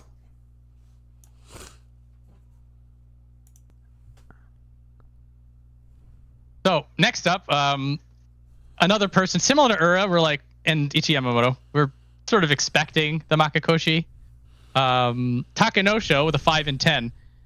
A very entertaining 5 and 10. A very spirited 5 and 10. Sort of, you look at him, you're like, okay, you didn't get the results, but you definitely had the sumo.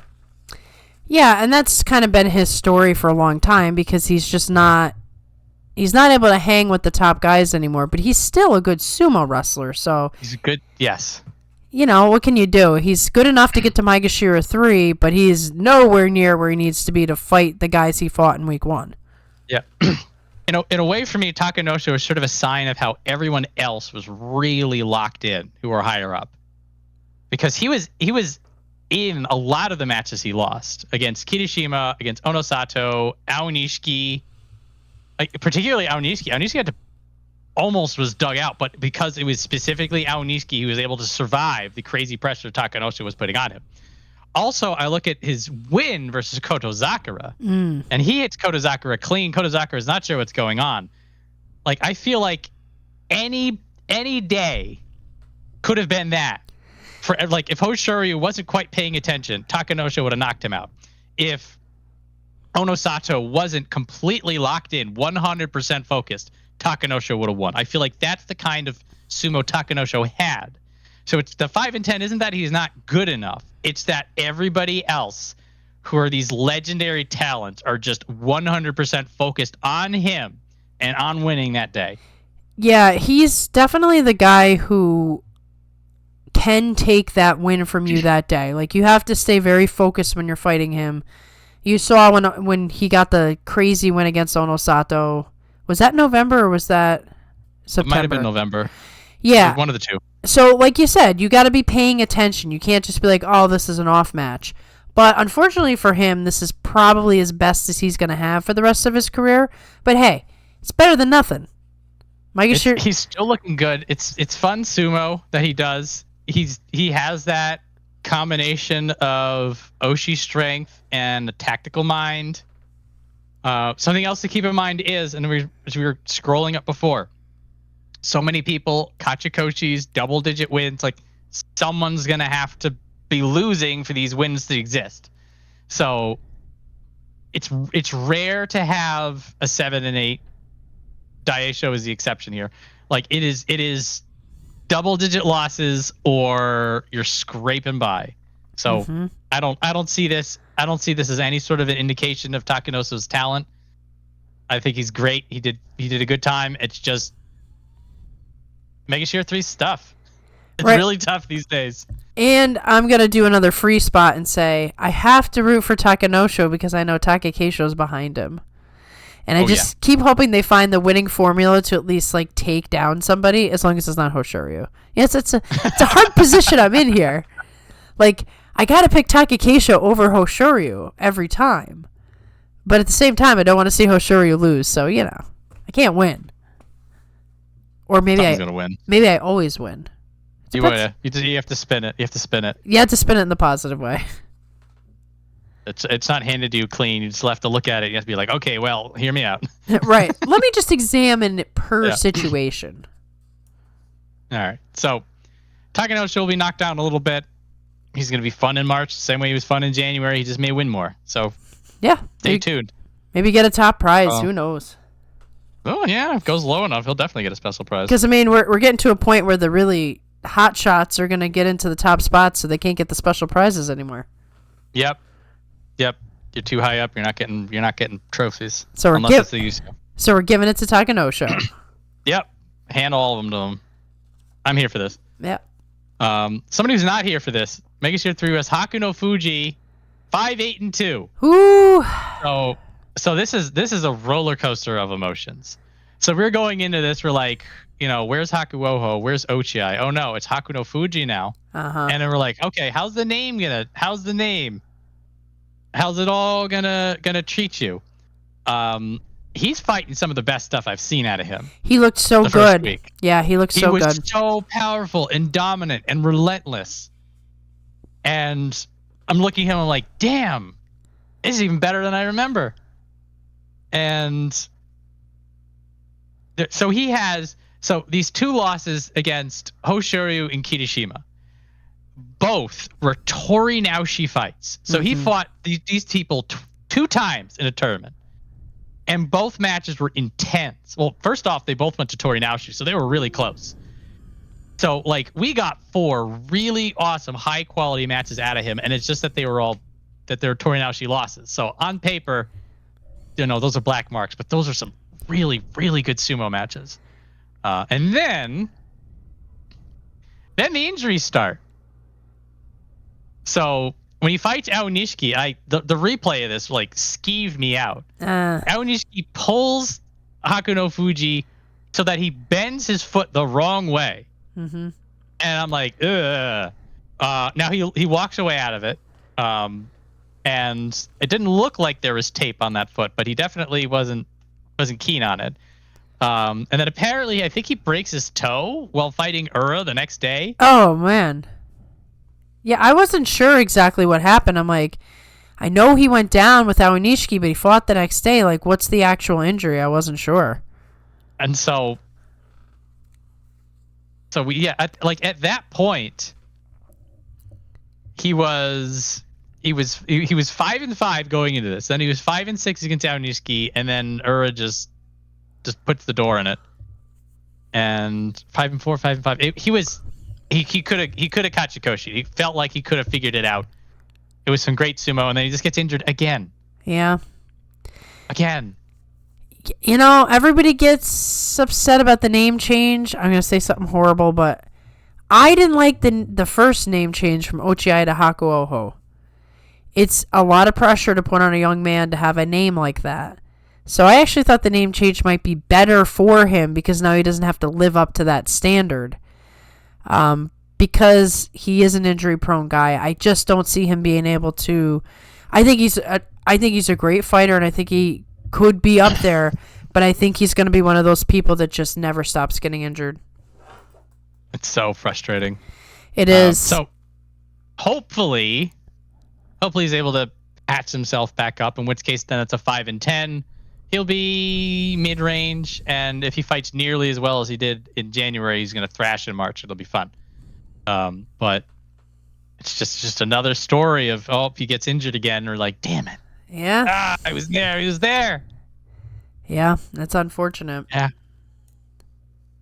But yeah, just seeing him in there, so much power and aggression, it's terrifying. Yeah, if he can really get himself together, I mean, he's going to put himself right in there with Yoshinofuji at the very least. He's definitely in that bracket. With his other Fuji friends. Yeah. Like all of them. Like you had this feeling just like they're all just gonna walk into Sanyaku together. Then this happens. You're like, well, maybe they'll save a seat for him. Yeah, they'll try anyway. They'll try. It's like, dude, you got to catch up, man. This seat is going to be taken. I mean, there's people waiting in line for this. You gotta uninjure that leg of yours. But this too is sumo. It's a combat sport. People get hurt. Yep. Things happen. Some people hurt more than others. Some people are more injury prone. Sometimes it's just bad luck. You can take all the care in the world you can to yourself, and it's just snap. Sorry. That's a lot of physics going on. We've seen it with Asahakuryu. I never thought that he had particularly risky sumo, and didn't matter. Didn't matter. Well, we'll see where they put him in March. And again, we're just hoping that he shows up in March and that it's not something more serious. Yes. Next up, Daieisho makes sure for 7-8. This was a very interesting performance. We weren't sure what was going to happen with Daieisho. This is starting to become a little bit of a pattern with him since the injury, though, where like he cannot get going in the first week, and then something hits, and the second week is like, all right, it's go time. But unfortunately, he missed out on the Kachikoshi this time. It was close. It was closer than I thought, honestly. Particularly that first week when he was 1-6. Yeah. It's a similar story to Wakamotoharu. It's just it was a 7-8 instead of the 8-7. So he got Hanked twice, and there were a couple of lapse losses. Some of this was just kind of the stuff that was always there for Daieisho. Like every now and again, even when he was career Sekiwake badass, he would have those like there's one or two losses that it's just like the timing was weird. Mm-hmm. Like it was one or two every term. You go to Daieisho, you're just like, what happened there? And then the next day, Daieisho would just absolutely smoke the guy, and you're sort of just like, must have just woke up wrong. So that stuff has been going on a little bit more.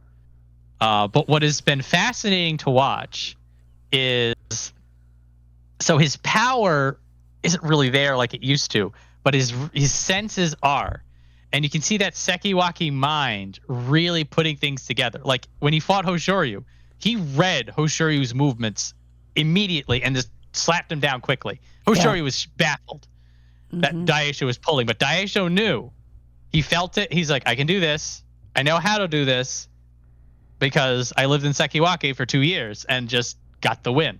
It was that keen sixth sense that particularly pusher thrusters really need because you have to control the flow of power. Right, and that's kind of part of why he has off days. I think just the nature of pushing, thrusting sumo. If everything isn't like lockstep on point, the timing's off and you lose the match. It's just it's a pain in the butt. It is a knife's edge. Yeah.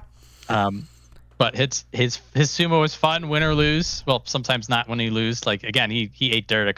There was some Matador sumo going on. But there we talked about there's a lot of Henkas this tournament. Oh yeah, I started a Henka counter and there was just so many that I lost track. That's bad. Or good. If you like the Henka, it's good. But for me, I'm like I can't. I forget how many there were. There was like 3 in one night, 4 in one night. I'm like, forget this. I'm not counting. There were a couple of evenings that were just like, oh, another one and another one. Yeah. Daieisho never hanked himself. He received them. But that's for whatever that's worth. So I'm looking at this that this was a big step up in competition for Daieisho, and for somebody who doesn't have all of his pushing power still there. He's still recovering, or it could be one of those things that like he just never reaches that level of power again. Yeah. Because of the injury, but he's still fighting really well. He fought all the Yokozuna. He fought both of the Ozeki. Like he had all those matches, and he got a 7-8. That is He fought something's working for him. Yeah, the Yusho runner-up. Yeah. There's Takayasu. He did not fight Kirishima. He beats Atamifuji on day one. Imagine if he loses that. I do miss the classic Daieisho Kirishima matches though, man. Those are legendary. Yeah, that's a powerful rivalry. So we didn't get that this tournament. Because Kirishima had to go deal with Abi and a couple other things. Like I said, they were like, "Yo, get this dude out of here. We do not want to see that nonsense." Well, yeah. Who else did he have to fight? Yeah, Shishi Atamifuji. Oh, he would have fought Atamifuji anyway, I think. But yeah, in any case, a 7-8, yes, but a very impressive 7-8, a hard fought, well earned 7-8. I really think that Daieisho from even a September version of Daieisho would have gotten double-digit losses because he's improving every tournament that we see him. He's getting a little better, a little better. Yeah, we might be talking real good about him by May is my hope, but at this point it's going to be real hard to get back up into the Sanyaku. I don't want to put Sanyaku on him yet. I think he's still building up. It could be that he never gets back. But if there's room for a new form of Daieisho in your heart, like a sort of like a Tamawashi Daieisho, like a veteran still fighting well, getting wins, like a Takenosho Daieisho, that might be the future. Now I'm not writing him out. If he gets back, if he touches Kamasubi again, I'm gonna absolutely be thrilled. There's a strange scenario in which we could get like Kirishima, Daieisho, Takayasu, and Asanoyama, like going back 5 years. Sanyaku. Weird Sanyaku time machine. It's possible. Yeah, I mean, it may happen. If Kirishima takes the Ozeki spot, that could happen. Like, and it would be strange. It's possible, and again, like how he fought now, like he's not moving upwards, but he's working his way there. For somebody who, I think, like in July, he was like really bad shape. Like we're like, oh no, is he done? To getting a Kimboshi, like that's a pretty nice change. It's unfortunate as these guys age. Like you're sitting there waiting for the definitive moment. Like, oh, he was great, and now he's done. Yeah. You're worried the switch was pulled, but not yet. Not yet for Daieisho. He's just too good so far. He's good. Dude, he's good. So, Atamifuji, Megashira 4 West. Oh my goodness, has it happened? We've been waiting a long time to see the return. Oh, this was powerful, and a lot of this is the heart. A lot of this is the guts. So when he fights Onosato, he has to fight Onosato twice. Yes. Because it was a Tori Naoshi. And say you want about Onosato's shoulder, but Atamifuji has to be in that match. And he had to be in that match twice to win. Yeah. And Atamifuji was like, I'm winning this. He felt it, and he went through with it. The Atamifuji of the past would not have won that redo. No. That for me, that is the decisive factor. Atamifuji getting a Tori Naoshi against the Yokozuna. Old Atamifuji would have lost that day in, day out. This Atamifuji says, I'm winning. So it's interesting because, he could have beaten Tamawashi. He could have beaten Daieisho. He came in, wasn't quite ready. That changes this whole thing. Yeah. If he wins those two matches that were beatable matches. I do think also Terunofuji has probably been giving him a lot of extra, this is how you handle, this is what you do. I do believe, rightly or wrongly, I'll never know, I'm not in the room, that most of Atamifuji's issues are actually confidence-based. And that he's more of a momentum fighter because the tools haven't changed. It's not like he's coming back from an injury that we know of. Maybe the cellulitis or different conditions, diabetes, if you have those types of things, maybe those affect it. But other than that, the tools are exactly the same. He hasn't aged that much. But once he took some of these matches, you could see his confidence grow and grow and grow, and his sumo got stronger and stronger and stronger. He just seems like he's very emotional, mentally connected to whether he does well or not. Him beating Kirishima on day 14 is also one of those quietly impressive. Mm-hmm. Kirishima is somebody who's good at dealing with this kind of pressure, with dealing with this kind of fighter. Atamifuji, like in November, isn't going to be Kirishima, but this version of Atamifuji, with a full head of steam, with full confidence, with that sort of Koto Shouho style, nothing can stop me. It almost, it almost felt like it was his, and it was very close to being his. Anybody but Onishki, and he gets that playoff. Yeah. Literally anyone. It could have been Onosato. Could have been Hoshoryu. It could have been, name any of the other 40 people on this list. Atamifuji beats him in a playoff, but it is because it's Onishki that he just gets the Genyusho. Yeah, it stinks because I'm really hoping to get the Atamifuji Yusho so I can never think about the past again. But it does seem that people are forgetting about it because this is yeah. People didn't even realize that Atamifuji has done impressive runs before and then just fell out again.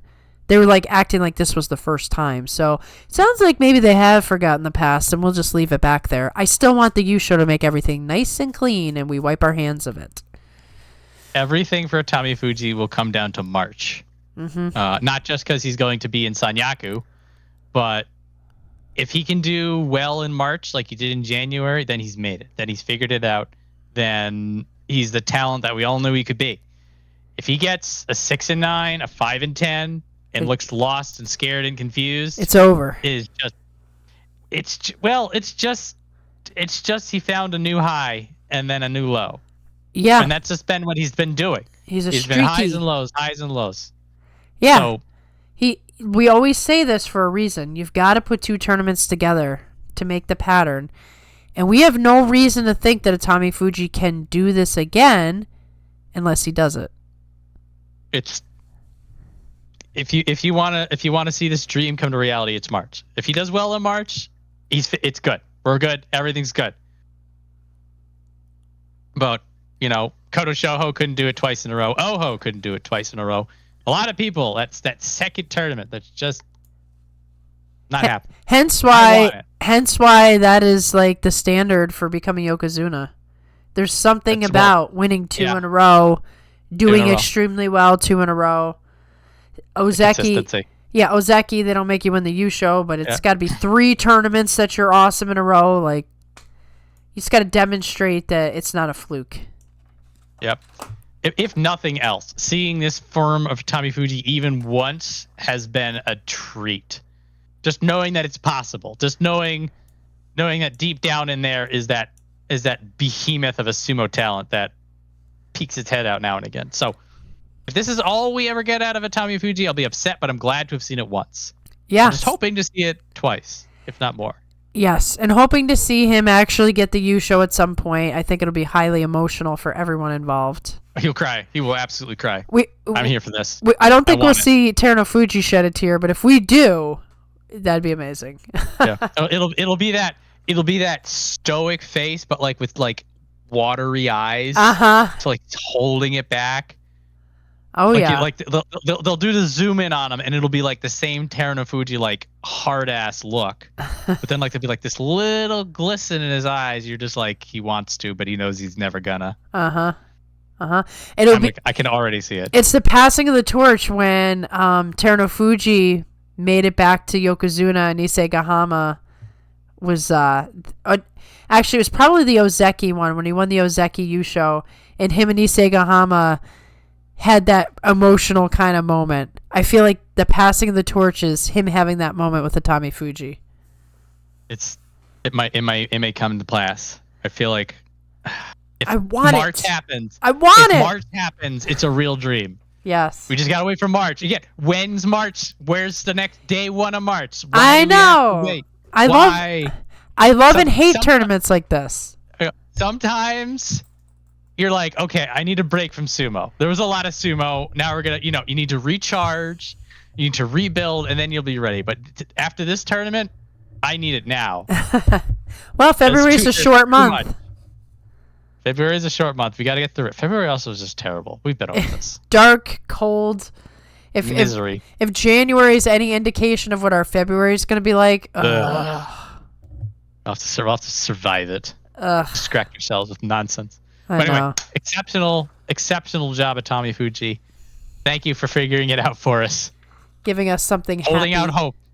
Yeah, this is a shining happy point for sumo. Absolutely. So, Tamawashi 5-10. I think he's fading again. I don't know how I feel about this. He's fading. Once again, though, the 2 tournament thing. Tamawashi's been at the point where he has a bad tournament and you get scared, and then he comes back and has a good tournament. It is true. True. We don't know where we're at, though. It's going to be like this until the end. I gotta remember this. I was getting a little concerned because a couple of his losses, it was sort of like he was lost. Yeah. Like he'd get hit and then he'd be running back and he'd be like, "Oh no, I'm moving backwards." It's like, "Oh no, I don't want to see that." But one of the biggest crowd goes wild moments of the entire tournament was when Tamawashi, out of nowhere, does a ring edge hold against Oshoma. He doesn't hold at the edge. He just lets it happen. But Oshoma gets Tamawashi up at the edge. He grabs onto the belt and he goes to Oshoma. He's just like, "Not today, chump." And he holds on and then he pivots Oshoma over and he gets Oshoma out, and that crowd was deafening. I was like, yes! Oh, yeah. I was also yelling. Oh, yeah. It was so good. Well, and go on. I was going to say, well, Tamawashi, he has his own status too. Like Ura has his special Ura status. Tamawashi, it's like, how long can this man go? When he does finally retire, there's not going to be another Tamawashi for a long time, if ever. So every match matters to the fans, and the second he wins, it's like, yes, he did it, he got through. Yeah, so he's another, like him and Takayasu and Ura. It is one of those like universally liked Rikishi, and it's matches like that really give the fans the opportunity to show it. And he had some good matches. Another person who randomly beats a Tomifuji, by the way, right? Tamawashi, right? Of all people. Just hits him out. But like you had said earlier on, the opening few days of Tomifuji was still trying to find his footing. And I mean, day one, there's some people have issues with day one. Yeah. Certain Yokozuna used to have issues with day one. I mean, it happens to everybody. But I think the thing that concerned me the most for Tamawashi this time is how many times he went flying out of the ring. Yes, that's where I got worried. That's because that's part of the reason why he just like gives up at the end. It's part of the reason why he just holds himself so that he doesn't go crashing out. Right, and so not only did we see him like outside the ring busted up, but there were a few times where he took some hard hits and he was, kind of staggering a little bit. This was not a good tournament for Tamawashi in the sense that he just got beat up a lot. He got beat up. Got a little too crazy for him in January. So I'm with you. I'm holding on to hope that he'll just rebound in March and we'll be like, everything's fine. It was a little worried, just a teensy bit. No injuries though, no Kyujo. I mean, he walked away. Right. He made it all the way to the final day. But the final day was that Ura match where he probably hit the hardest. So we don't know. Out. We don't know. Ugh. Hang in there, Tamawashi. We're just gonna hope for the best. You. Yep. And when our grandchildren are watching sumo and you're still in it, well, they'll love you too. They're like, this man just doesn't retire. It's not in his vocabulary. Doesn't retire. 70 years old, still fighting. Top division. My goodness. Crazy. I want it. All right. So, next up, Churanoumi Mega Share 5 West 9-6. He is holding his own. Uh-huh. And he's found his place in this top area. And I feel like he's a fixture here now. We didn't know where to put him. Now we know where to put him. Exactly there. You would think that this guy, was like Tamawashi or Sadanoumi or something. Been up here for a long time, and now he's just at the end of his career. But instead, he came up here at 30. Came up. He was a late bloomer. And like the way he carries himself, it's like he's always been here. Exactly. What has been interesting to see with Churanoumi is that he's got a pretty diverse way of winning, and against pretty interesting people. So when he fought Fujinokawa, he was able to match Fujinokawa's speed. I mean, just for the moment it mattered. Right. But like he was keeping up with Fujinokawa. He hits a parry. I'm like, okay, that's pretty cool. And also he's known for a lot of the oshis, the pushes, the parries. Smart enough to go in on Tamawashi for the belt immediately. Yep. Doesn't mess around with the push sumo. Doesn't want to go chest to chest, or doesn't want to stand in the love. He's just like, no, if I go inside, I win. Exactly. So he's got that sort of that keen sense of, I know what I need to do to win, and I'm going to figure it out. And I have different tools in my belt. Well, he's a very thoughtful guy in terms of he really, really analyzes and thinks about sumo. It comes out in the product. You see it. And it looks good. Exactly. So there's one tiny little concern that we have for Churanoumi. And that is that he didn't fight anybody in Sanyaku until the very last day. Because of where, specifically for being at 5 West, means that Kamasubi, the Sekiwake, the Ozeki, the Yokozuna all passed him by. But now he's got a 9 and 6. Uh-huh. And there's a whole lot of Makakoshi above him. Yeah. He's gonna have a bad time of it in March. Yeah, there's no way he's escaping from the gauntlet. No. He's just gonna have to take his lumps. It's gonna be a tough order. Perhaps ominous. Yeah. He better eat his Wheaties, okay? You need a lot of Wheaties. You need 2 boxes. Actually, they probably already have 2 boxes. You need 3 boxes. Yeah.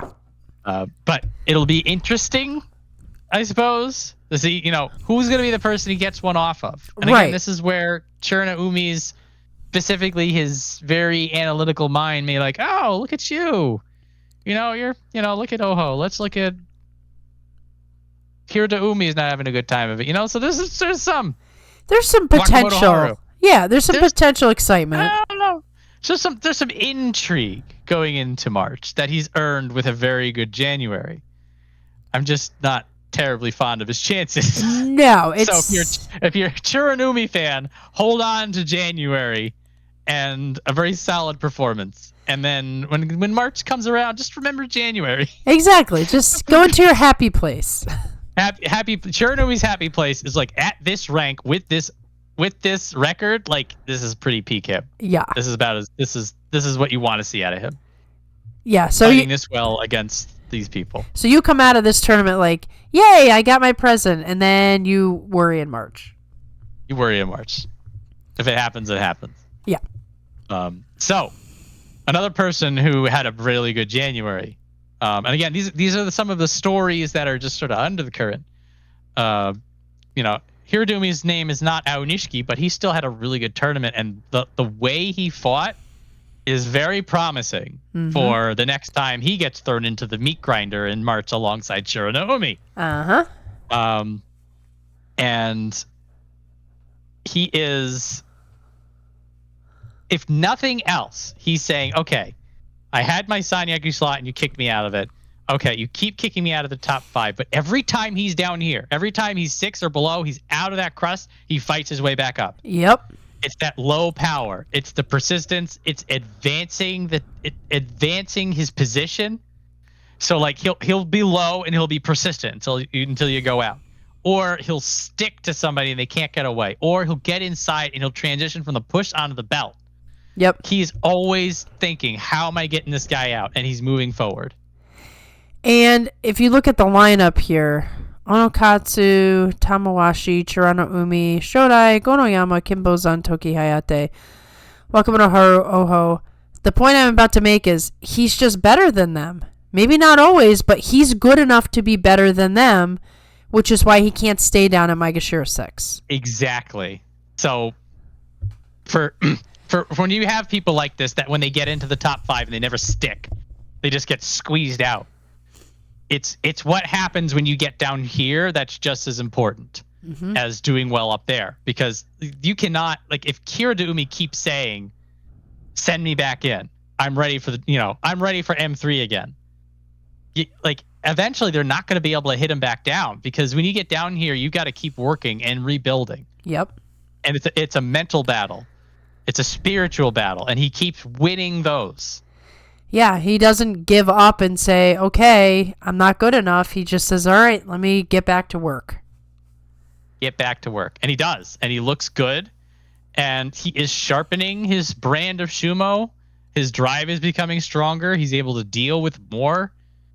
Not as many people are able to knock him out. That is a win against Wakamotoharu as well, which is impressive. And, he gets called out all the time at the practices and stuff because people want to face his Tachi. So there's something about him that is of the upper echelon, but he's not ready to be upper echelon.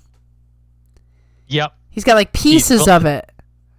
Takayasu was like that too, that he kept getting called out because he was so strong. People were like, he's got talent. He's good at this. I need this. Yep. So it's the same thing. And so I'll be looking forward to his march because it's one of those times. It's just one time he's going to go up there and then he's going to be back inside. Like he'll figure it back out. He'll be like, I want my Kamasubi rank back. Right. Somebody might force those extra spots at this point. Maybe he goes back up there and it's another 6 and 9. We don't know. We'll only know until March shows up. He's making these opportunities happen over and over again. Just proving. Exactly. Just proving I'm not done yet. Not done. I'm not done. So, Oonokatsu is next. Mega Share 6 West. The weird back-to-back Fusen wins.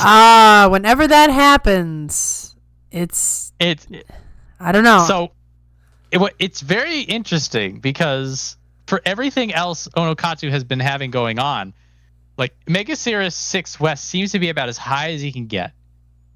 He has been 7 and 8 on Mega Series 6 for the 3rd tournament now.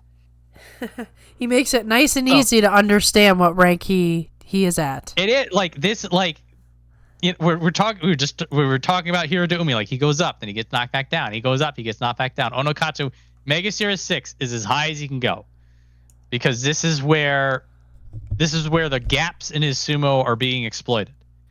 Now he still has some good stuff. He's got grit. His fight against Churanoumi was like a marathon match. He basically outlasted Churanoumi, and Churanoumi is always there to fight.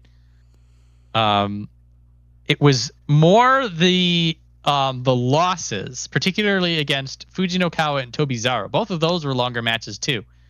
The big difference there is that Fujinokawa and Tobizaru are always looking for something. They're always trying to figure the win out.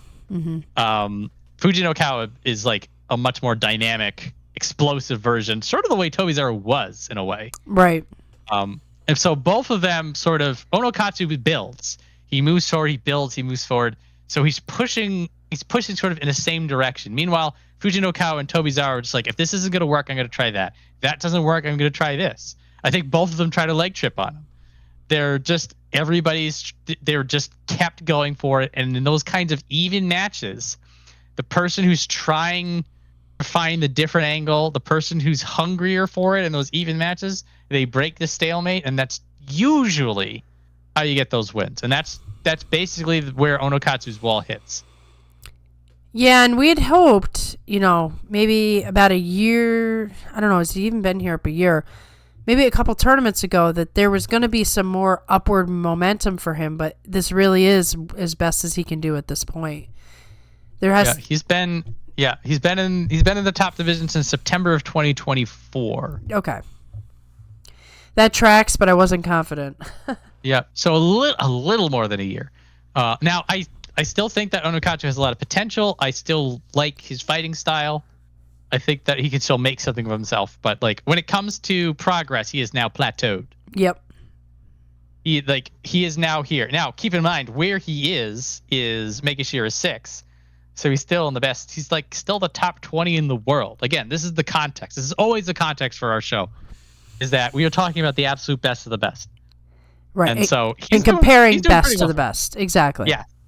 So doing well for himself and still able to get wins off of powerful opponents. But he's not ready. He's not ready for prime time. If he wants to get into those top 5 slots, he's going to need something else. He's going to need to figure out a new trick, or he's going to need to drive forward with sort of like an Fuji aggression, a Hakuoho kind of a go, or maybe like more of a Kotozakura and just, well, I'm going to move forward. I'm ready, but I'm just so defensively sound that you can't do anything to me until I'm ready. Like there's something he's going to need. I feel like that's actually the direction that he needs to go, but we'll see. He is more defensive. Yeah. So I think that kind of a thing would be good for him, but he needs something else. Yeah. But for the time being, he'll be nice and cozy at Mega Zero 6. So yeah, you'll know where to find him. Exactly. This might be a hold situation, actually. Probably. There's a lot of people worse off around him. Exactly, and you have the Oshoma 7 and 8 behind him, so yeah, he might get a do-over. He may get another do-over. So, yeah, Oshoma, as you just mentioned, 7 East, also 7 and 8. Oshoma had a weird one. Something happened to him in week 2, and he just... Yeah. Nothing. Everything was working great, and then nothing was working great. This is the kind of thing where you wonder if, like, did he get sick or something? Sick? Did he get injured? Something, like, they just... It was like Austin Powers. He just took his mojo. Right. Like... Because, his wins, particularly, like, he beats Churanoumi. He beats Fujinokawa. He's beating people that are fighting back pretty well. And it is on his brand of sumo. He's deflecting. He's pressuring. He's smothering. He's doing everything that has gotten him here. And then something happens. Whatever that dark cloud was that went over him. They got a hex on him. The Asahakuryu match, I think, was like, that's when you knew something was weird. That was the one that he's chasing after Asahakuryu. He does the deflect. All credit to Asahakuryu with the wild, crazy balance, able to not go out. And then either because Oshoma was expecting Asahakuryu to move a certain way and he didn't, or just because his footwork was bad, which is really not an Oshoma problem, he slips over and falls behind Asahakuryu, and Asahakuryu wins by just not falling over. Right. I think it was actually a non-technique as well. When you see that, you know something is terribly off. If it's Oshoma. Like it's also like the Oshoma from like the last week would have won that easily. Right, exactly. Which is where I'm like, what the hell happened? Yeah, something happened to him. I'm hoping we hear something in the off season to explain what was going on. Yeah, because like that, you take that week 1 Oshoma, you put him in week 2, that's 11 wins. The way he was fighting is, I don't know, baffling. So you kind of gotta like forget this one if you're Oshoma and just you gotta whatever was going on. Like hopefully it's correctable. Yep. And so the good news, as we were mentioning, is that with a 7 and 8, he's not going to go down that far. And there's a chance he just holds rank because of how much everyone else is dumpstered around him. But we'll figure that out later. Yeah. I mean, we won't. They will. We'll just guess at it, but you get it. We'll do our usual guessing about things we know nothing about, you know? So, yeah. Hopefully this is just a lapse and we don't have to worry about it. But we'll find out in March. Yep. So next up, Fujinokawa. So he was, when he got to Mega Zero 7 West, he was sort of double digits, and we're looking at him at 7 West. She's like, you're a little over promoted, buddy. I think you're gonna have a bit of a rude awakening up here. Nope, 10 and 5. The rude awakening goes to us. It goes to us. Like Fujinokawa was just like, oh, I gotta fight harder? Okay. I was gonna do that anyway, but if you asked. He is quite the dynamic sumo wrestler. Like, he is so much fun to watch. He is just maximum power. Aggressive, energy. Hungry.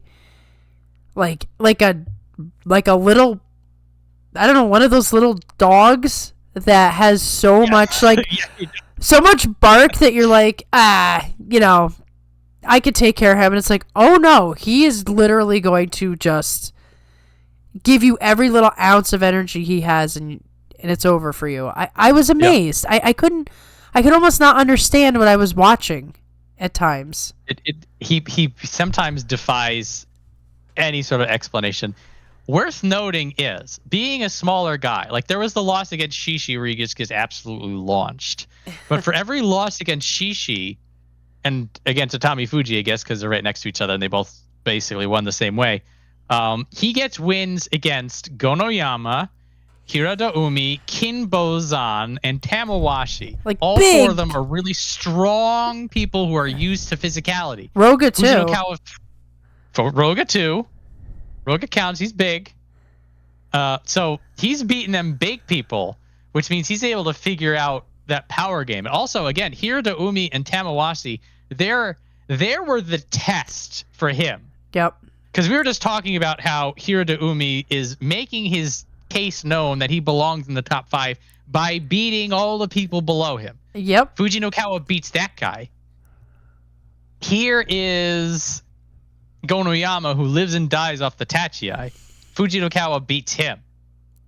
So, and also what's fun, the final 2 days, he beats a couple of small people. Yes, in the battle, we were wondering in the battle of the small guys who would come out on top, and I thought Fuji was going to be in that conversation, and of course we know what happened there. He was for a while. For a while, but Fujinokawa, I mean, he absolutely pancaked Tokihayate on the last day. He's like, what an exclamation point to the entire tournament. That was literally his statement match where he's like, I am the top small guy, so you better just stop. So this is a hype train also that's pretty easy to get behind because he is just so much fun to watch. He's always trying something. It's electric. And now with a 10-5, now he's going to be fighting the best of the best. He's can't wait. Hoshoryu. He's fighting Kirishima. He's fighting Takayasu. When does March start? Interesting note. He has a Fuji in his name. It's a prefix instead of a suffix, but yeah. Something about that Fuji power. I don't know. I hear it's a big mountain in Japan. Yeah. I might have heard about that. Mount Fuji? Yeah, I don't know. Is that important in Japan? Maybe. I don't know. I have to look it up. Maximum sarcasm, guys, in case you didn't know that, okay? I don't want to get accused of being a fool, all right? I want the actually in the comments. Actually, it's one of the most important mountains in Japanese history. It's just like, okay. Yeah, it's we found the Redditor in here. It's gonna happen. I'm anticipating it. It's fine. We still appreciate everybody who shows up, even if you're gonna make silly comments. Yeah. We like silly comments too. Keep doing it. Because silly comments still get you in the algorithm, so you know. Yeah, we like the algorithm. So, and we also really like Fujinokawa, which is not difficult to understand why. I mean, he's yeah, I mean, we're gonna make that same statement, I think, of okay, he's really in for it now. It's up to him to make us look silly again. It's gonna, like, I don't know what to even think. Like at Mega 07, he was supposed to be thrashed. Yeah. He was supposed to go to him and be like, "You're too high and too fast," and he was just like, "Nah." Well, but what is going to happen to him, likely being a small guy, is that he's going to have a really dynamic, short period of time where he's awesome, and then there will be a big crash out. That's what's supposed to happen. I agree. Right. But that doesn't mean it will. I mean, this guy is something else. That's the point. He's a wild customer. Exactly. He's great. Sumo needs this. Yes. I need this. Yep. So, now there are some people who argue that Sumo does not need Shodai, who is 7 and 8 at Mega Share 80s. I argue that there will be nothing like Shodai, and you will miss him when he's gone. Yeah, we need Shodai. We need all types in Sumo. We need Shodai. We need Shodai is the perfect example of the who the hell is this? Okay, the enigma. So, yeah, he will have his. It was the classic Shodai experience. He had his slick grappling. He had his ring sense. He had his reversals. He had his I gave up as soon as the match started. He also had his I used to be Ozeki match with Asahakuryu on the last day, which I was wondering what version of Shodai would show up on day 15 for Asahakuryu. Yeah, I was like, this is going to trigger some Shodai of the past, I think. And it did. It did. He got big grapples out of Asahakuryu. He put him on the ground. He was in the zone for that match. He woke up for that match. Uh-huh. And so probably like one of the most Shodai moments of the entire tournament is when he fought Koto Shoho. And Koto Shoho has him moving back. And we're just like, oh, Shodai's moving backwards. He lost. And then he hits this like crazy weird parry. So normally when you parry somebody at the edge, like you knock them out of the ring. And then they go into the stands. Shodai parries Koto Shoho the other way, knocks him into the ring, and then Koto Shoho staggers and falls over. And then Shodai is standing at the edge with this complete blank, nonchalant expression, having just pulled off a crazy reversal technique, and then looks around like he's wondering what's going to be on for dinner that evening. The no-sell Shodai is probably my favorite version. Where he's just like, like, yeah, I'm just sumoing. That's what I do. And then, like, actually, was it like literally the next day? Yeah, literally the next day, Churanoumi just runs him out. Like, Churanoumi gets in there and Shodai is just like, well, I'm losing this one. Just like, and Shodai wakes up every day and he's just like, what kind of mood am I in? Like, do I want to win today? I don't really want to win today. Churanoumi, he kind of needs some wins. I don't really feel like it today. Yeah, he hit me hard. I wasn't into it. Yeah, like, Shodai, what are you doing? Yeah, seriously. He's like, wow, it was a little harder than I expected. Let's just end this match. No. I got some other stuff to do after. Like, I don't really want to drag this out. So, the mystery that is Shodai will continue. Is he a former Ozeki? Is he somebody who snuck in? Only the historians will know for sure. Yeah. We do not have the answers. Even they don't know. Yep. But I love the fact that somebody like Shodai is in the top division. Yes. To confuse and confound us all. And to keep everybody on their toes. And every time he shows up as a pick in Fantasy Sumo, I'm just like, no. No. You know what? Just flip a coin, it'd be easier. Even if you go 12-3, I'm not putting any faith in you whatsoever. Nope. No. Not for fantasy. Nope. You can't bet anything on Shodai. No. It's a wasted effort. Shodai can't bet on Shodai. No, it's fool. No. Wild man. Bless you, Shodai. All right. Next up, Kimbozan, 4-11. Ooh, this is bad. This is not what he was hoping for. No. This is worse than before. So he was at Megashira 8, 7-8. So then in November, we're like, okay. I think that was the one he was sick. We're like, okay, we'll try this again. Yep. In November, 7-8. We're just like, okay, you had some moments that it looked like things were fine, but then you lost your way. We're just like, okay, third time's a charm.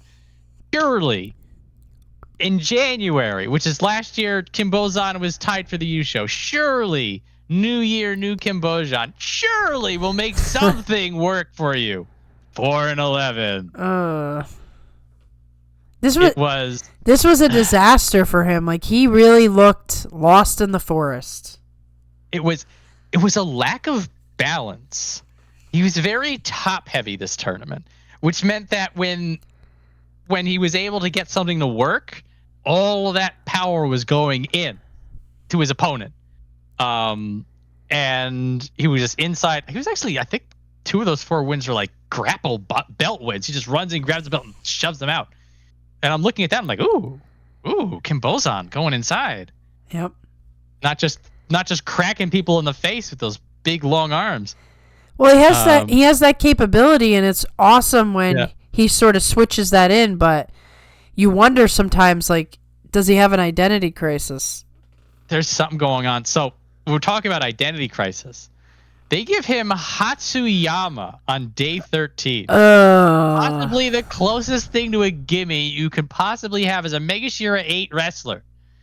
And he goes back and forth with Hatsuyama and Oshi and then loses his balance. This is the top heavy. And here's the thing. Hatsuyama is just way undersized for the position he's in. Kimbozan should not have had any trouble.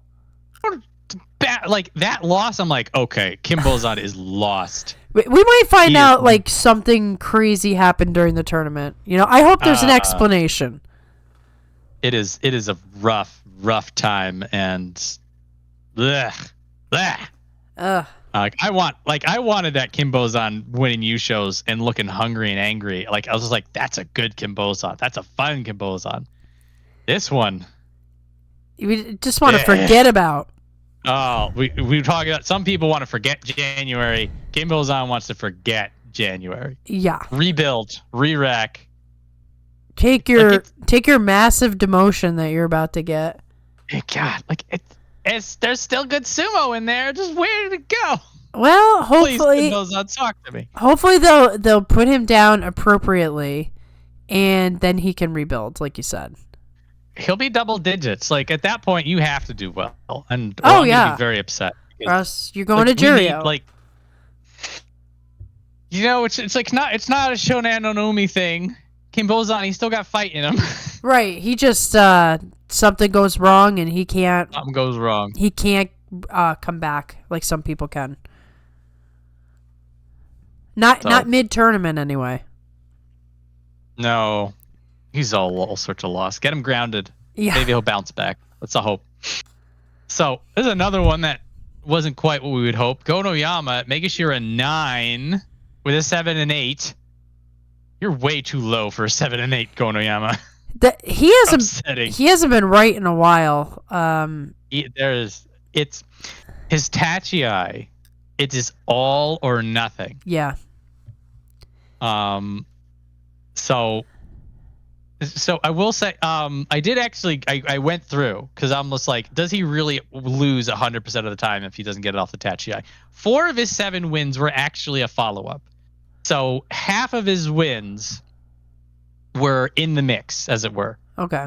And then 3 of those wins were like directly related to him smashing people. But like almost without exception, all of those 8 losses were people who knew how to handle his Tachi. Right. Because now he has to go into, the scramble or plan B, and that's where things get a little muddled.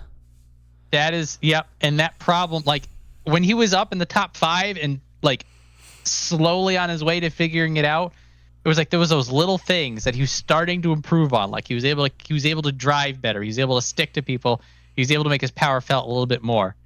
And maybe that stuff is still there, but now what's going on is that he's never able to get there.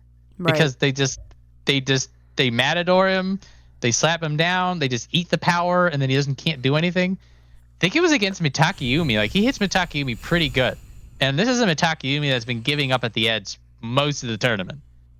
Mitakayumi holds his ground. Gonoyama doesn't know what to do and he pulls. He gives the mats up. Yeah. He forfeited the match. And maybe if Mitakayumi was a little bit more off balance, he would have hit the deck, but Mitakayumi was in there deep. And then just literally teaches Gonoyama how to do a slapdown in the somewhat embarrassing, this is how you do it, kid way.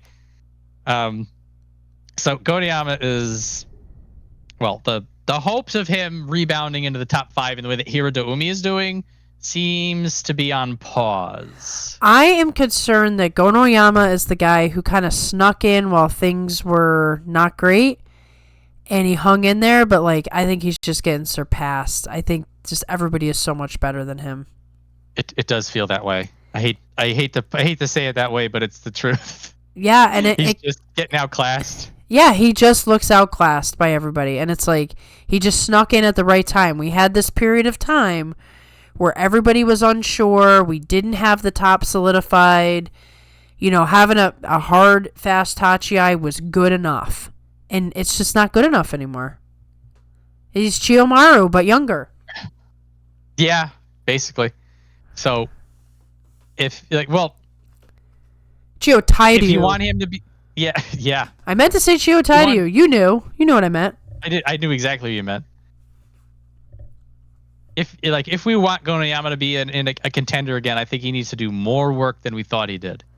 Yes. To get there. Yes. But with a 7 and 8, that tells you, well, middle of the pack, Gonoyama, which the way from a guy who used to be in a rivalry with Hoshoryu, right, and going back and forth with him on matches, now Hoshoryu's Yokozuna, and now Gonoyama's having trouble staying in the single digits. Right. Gonoyama is never even going to face the guy again at this rate. We need something. Goniyama needs something. He's got the belt. I mean, he can start working on combining the two, but last time he tried that didn't work out either. He needs something new, or this is just where he's gonna be. But maybe that's good enough for him. I don't think it is. I think he wants more.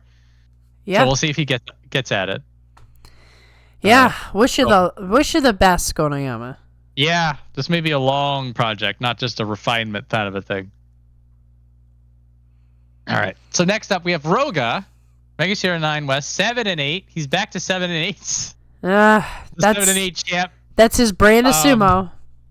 So it looks like this is, I guess you're a 9 is more where his ceiling is. So Roga had that moment that he was climbing, and then he had the injury, and now he's climbing. This is where Roga hits his ceiling. Yep. So it is kind of an interesting comparison, because you look at Goniyama and Roga, making sure 9 both 7 and 8, but like Goniyama, you're just like, he went high and then he sort of fell back down. But you look at Roga and you're like, well, this is about as far as your push went. Yeah, he like slowly climbing up. He's never been exactly pushed down, but he's not rising either. Yep. So where we look at Goniyama and we're like, you got to go back to the drawing board. We're looking at Roga and we're like, this is a work in progress. This is like, Roga has like maximized his current potential to get to Megashira 9. Because about right here, he's giving it about as good as he gets. He's getting some pretty good wins on the belt. He's able to do some pretty impressive reflexes and outlasts people like when he can. But he's also running into people who are just basically better versions of him. Yeah. And that is that sort of, when you hit that point, that's when you're like, okay, I got to figure out the core and I got to build it.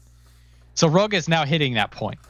And that could be the exciting moment if you're a fan of Roga, because this is where the evolution can happen. It can also be the heartbreaking moment if Roga never gets better. But we're at that crossroads with him now. Right. And for a while, he was getting a little better. But now we're like, okay, now we've hit it. Now we got to get the whiteboard out. And figure out what we're going to do. Because it's only going to work so far. And that's what's going to happen. He will get stuck. There will come a point where this is as high as he can possibly go. I don't see anybody higher than 9 all that concerned about him. No, that's the thing. Like, this is where it's a ceiling. Yes. It's where when you're able to be handled. Also, like when people are like handling him on the belt. When people are out grappling him, out maneuvering him, you're like, okay, it's the I now have a new color belt and now I'm fighting people who are kicking my butt every day. Right. Yeah, okay. you must evolve if you want to get any higher than this. But he's very consistently himself. Yes, and he's fun to watch. And when he does get into like a really spirited belt battle with somebody, it's exciting. Well, sometimes you get those mid Megashira lulls that you're just like, it's force out, push out. But then like Roga will get in one of those matches and you're just like, ooh. And some of the endurance matches and stuff, like he can really he can hang in there for a long time. There's lots to like about Roga, but right now, if what you wanted to see out of Roga is upward movement, you're gonna have to wait until he figures that out. Yeah. All right, but in any case, upward movement, Tokihayate. So we kept talking about a rule of 2, and about how, Atamifuji needs his 2, and Tamawashi needs his 2 before we can make any sort of decisions. Tokihayate has his back-to-back shows of really good sumo. So Tokihayate is legit. He's here to stay, and he's looking damn good. Now, 8 and 7, in the context of this is his career high rank. 8 and 7 as somebody who had to fight. Oh, he didn't actually fight. So he beats Ichiyamamoto. He fights Fuji Nokawa. He fights Abi. Abi was sort of just down there randomly. So working his way up, and this was the big question because he had a breakout tournament in November, and we're like, is it a fluke? Tokihayate says, no, I just fight this good. Right. He proved that there's something in him despite his small size. Like, exactly. He's got the maneuverability, and it's exciting. He did fight mostly, I don't want to say mostly, but he fought a lot of the small guys. So he had the Nishikifuji match. He had the Midorifuji match. Fujinokawa, Asahakuryu. So he's solidified himself in that small man circle. And unfortunately, it looks like he lost most of the small men fights. He did beat Midorifuji, but that's interesting, isn't it? Yeah, it is. He beats like guys that are way bigger than him and loses to the guys that are about his same size. I feel like he's just got to button up then. You know what I mean? Like, yep.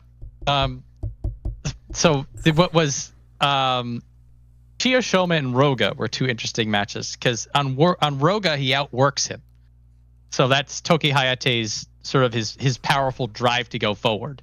And then against Oshoma, the both of them try spin throws on each other, and they make a tiny tornado in the middle of the dohyo. But Tokihayate has the better balancing, and he's a little faster, so he's able to outpace the wily fox, which to me was like, ooh, you just outspun Oshoma. That is a sign of progress. Right, that was a nice statement maker. That was a statement. I believe so the fight against Midorifuji, he was about to lose that. But while being driven backwards, does a Makikai, gets the belt, and then does a pivot throw, like while being run backwards. That is a level of confidence in his belt work. Yeah. That he doesn't go for the panic throw. He doesn't try to pull. He's just like, if I get my hand in there, I can figure this out in a fraction of a second. Right. And that's, again, those are the kinds of things I look at that and I'm like, here's somebody with strong grappling who believes they have strong grappling. Right. And it's important when you see, for example, Hatsuyama, where you've got to have not only the skill, but the confidence in your style of sumo that you're going to go with it no matter what. And you might be, he's undersized compared to most of the opponents on here, but he knows what works. He knows he has the speed. He knows he has the endurance, and he feels confident in his sumo. And then he winds up with an 8-7 when this could have been a lot harder and a lot worse. This was it could have been a 6-9 very easily. Yeah. And I still would have thought that he would have been doing well if he was fighting like this. I was like 6-9, but it's an 8-7. There's no buts. It's just a Kachikoshi, and he may get a nice little bump up actually, because there's all that empty space. Right. So So depends on if they do the holds or not, but we have this 4 and 11, so it's at least an 8. He'd probably go up to 8, I would think. they might. They might do something normal. They may give him a little bit of over promotion, but either way, he's earned his way up. He's fighting his way up. He's clawing his way up. And again, for me, it was, do you still have it in January? And he still has it. Right. So he's gonna be somebody to keep an eye on for one of those slow growers who blooms. Right. And he's gonna create a little bit of havoc as he rises up. I think so. He'll be figuring things out. He's still growing. This is the early version of Tokihayate. It is. I remember when he first came up, I really didn't think too much of him in general. Very easy to overlook. He was struggling. Yeah, he didn't have a brand. He didn't come up like Fujinokawa did. You know what I mean? Did not. He was kind of like more deliberate and trying some things and learning some things. And he took his time and he got knocked back down to Jurio, came back up. That suggests to me that maybe there's a little bit of analytical things going on. He's testing the waters. He's working through it. Yes. This is like Tokihayate is like more of the expected growth. Yes, the normal. For a prospect. This is what happens in sumo kind of guy. Yep. And this is a guy who's like, I'm going to work on it. I can get better, and I'm going to get better. Yep. I am looking forward to his future. Agreed. So next up, Koto Shoho. So it's so funny because Tokihayate 8-7 makes your 10. He's like, he's doing so well. Look at this. Then we go over to Kotoshoho at 9-6. I'm just like, it means nothing. Right? Exactly. He did well. He was fighting on his brand of sumo. Doesn't matter. Yeah, It's Kotoshoho. Don't be fooled. 9-6. What's wrong with you, dude? You beat like Hatsuyama and Mitake Yumi. Like, come on, get it together. Yeah. So, it is interesting because that his sumo instinct, that third eye that he has, like that gets him the wins, but sometimes also like it shuts off and it betrays him. Like we had mentioned when he was fighting Shodai, and he's chasing Shodai around. Shodai just like hits the counter on him, and out he goes. Well, you know, Koto Shoho, there's something about him that's like low energy or something. I don't know what it is. He never seems happy. He never seems like energetic. He always seems like, I'm here. Like it's like the Eeyore version of Shodai, but he still wins even when he's Eeyore. So it's just there's just something about him that's he always looks like he's disappointed even when he wins. He's always struggling from something. You can see the struggle even if the match didn't look hard. His face just portrays struggle. Yep. And like when he wins, it's usually through some sort of a struggle. If he's losing, then it's because he was struggling. Right. Like Chiyoshoma and Churanoumi were both just able to get on their bike and outmaneuver him. And what was actually interesting when he fought Asahakuryu, that was more of a back and forth match. And if nothing else, Kotoshoho putting down Asahakuryu was like, I'm still top dog here. Right. You're the new crap. Get out of here. Even the it's one of those. Yeah, the hierarchy thing, like the Hatsuyama match. Hierarchy thing. I felt like he was just kind of like, get out of here, like. Get out of here. So he is struggling. There is that sort of when your brand of sumo is completely on instinct, that you're gonna have these wins and losses, and it's never gonna feel good. But at the same time, these new hot. Here comes the latest batch of people that want his belt, and Kotoshoho says, "Get out." Well, it's interesting because I still remember when he first came up, he was a hot new prospect, and he had sort of the Onishki vibe where he was looking upward, and he was talking kind of big. And I almost wonder if he made the expectations way too high all the way back then, and has just been disappointed in himself ever since. And like, possible. He won the U show. What was it? September. Yes. So he wins in September. Or July. Yeah, and so he wins that U show, and it's like now anything less than a U show is not good enough. So maybe he's just like too beats himself up too much or something. He may be defined by his struggle at this point. Like that may just be his brand of sumo, whether or not he likes it. Right. This, the personalities come into play. They may be fighters, but they are human beings. So this is who Koto Shoho is. This is the man is a struggle, and the struggle came out in his favor this tournament, which is good. And maybe in March it'll be a little better. Maybe in March it'll be a little worse. It's hard to tell with Koto Shoho. Well, with the 9-6, he might get a favorable jump himself. He may find himself in some deep waters, which. Yeah, he could go to 7. He could go to 6. Yeah, depending on math. It's 7. It may be a little higher just because of all the Makakoshi. Yeah, but sorry, I always guess the Banzuke stuff happen even when we're trying to talk about something else. Sorry, my apologies. Yeah, in a way, the jury's going to be out on him until we see some real, definitive progress. Yeah. Considering all he's been through, the weird journey of self-discovery that we're going through with him. Yeah, it will be a struggle all the way to the end, even if he's doing all good. The way to the end. I think that's just him. Yep. So another struggle, unfortunately. Chiyoshoma, 11 East, with a 6-9. So everything that happened with Chiyoshoma is in a weird asterisk spot because on day 5, when he gets pulled down by Abi, he lands flush on his hip bone and clearly got injured from it, and had sort of been biting down on the mouthpiece the whole time through. So the next 3 to 4 days after that, He was super taped up. By the end of the tournament, it wasn't taped up, so I'm guessing like maybe it was just a bruise.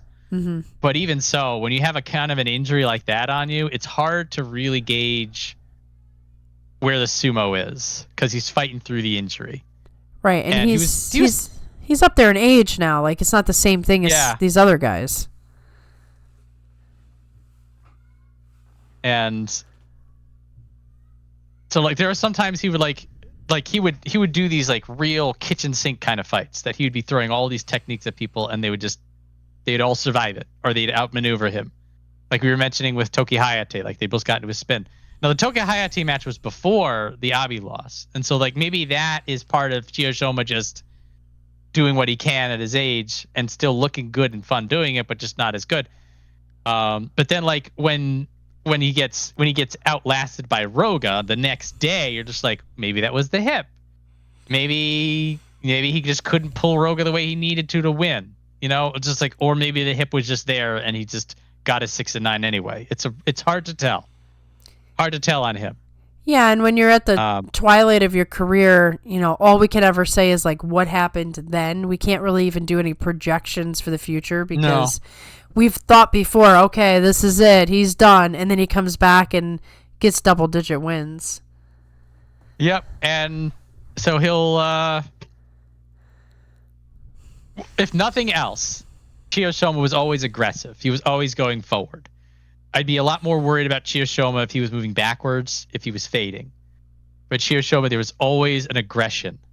So, and again, the hip tape came off later on, and I figured like if that was a real issue, like a debilitating kind of a thing, like that tape would not leave. Right. So that tells me that, you know, maybe it was the injury, maybe it's a fade that got in the 6-9, but either way, he's still here to fight. And so come March, optimistically, we should be able to get our Wily Fox just the same. Yes, that is the hope. That's the hope. And we have all indications that will be the case for now. For now, we'll have to wait and see on that one. So with a 6-9, he's guaranteed to be in the top division. He's not going to fall out.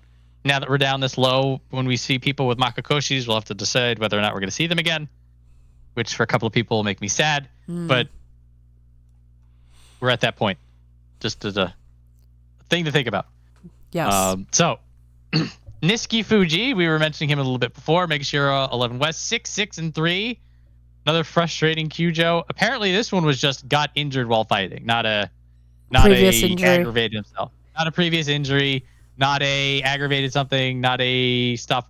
I think he just got pancaked by Oonokatsu, and his back was just like, nope, we're done. Pack it in. Yikes. So, you know, this is unfortunate because he was plagued by injury for so long that either this re-aggravated the old injury or they got a new one. For the most part, I was going to say the same thing for him that I was saying for Tokihayate, that this is the rule of twos. That Nishifuji in November was this great tiny Terunofuji, like pretty much copy-paste the same one that we saw before he got injured.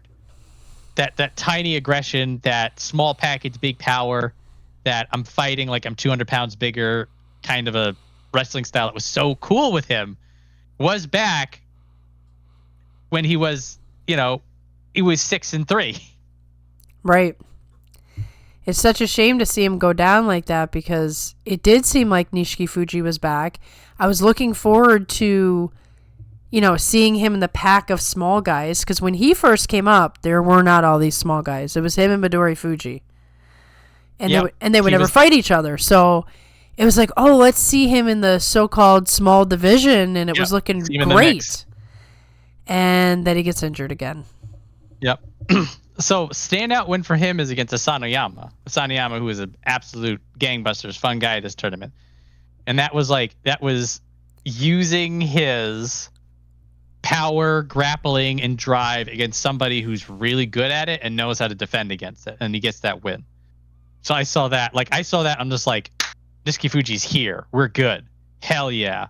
Yep. He's back, baby. And it was Oshoumi, not Oonokatsu. Oh, he got the Fusen against Oonokatsu, but Oshoumi did the Sotodake lake trip, and that's what pancaked him down. But fingers crossed that was just a that was just injured and on the play kind of a thing, and then he'll be back in March. No way to know for certain until March. Similar to Oshoma, he will still be in the top division, so we'll get it. We'll be able to give him a second chance either way. Good thing he did well in the tournament before, because otherwise he'd be right back to Jurio after all that hard work to come back. That's a very good point. Is that if he was trying to rally in week 2 and got injured, they'd dump him down in a minute. Oh, absolutely. So he just saved himself, but he did. He's lucky some other guys were doing worse than him. They sure were. So, not worse than him, Midorifuji, but I'm a little worried about Midorifuji now. Yep. But a 6-9 at 12 East. There are people are now, they're starting to outwork him. They're starting to outpace him. And now Midorifuji's strength is a lot more sort of in the grapple rather than on the move. I think he's still got his Kataskashi in, which is an agile technique, but that's his signature style. But feels like he's starting to lose his ability to get in the mix. When he fought against Gonoyama, I believe, he survived the Tachiai, which normally against Gonoyama means you won the match. But Gonoyama was able to pressure him, and Midorifuji's timing was off, which is not normally a Midorifuji issue. And so Midorifuji loses on timing to a guy who's not known for his timing. I mean, it's one of those things where I feel like I'm saying the same stuff all the time, but it's true. Midorifuji has to be perfect out there for him to get wins because of his size, because of his style, and he was not perfect this tournament. Like you said, his timing was off. There were a couple of matches where he never felt like he was in it at any point.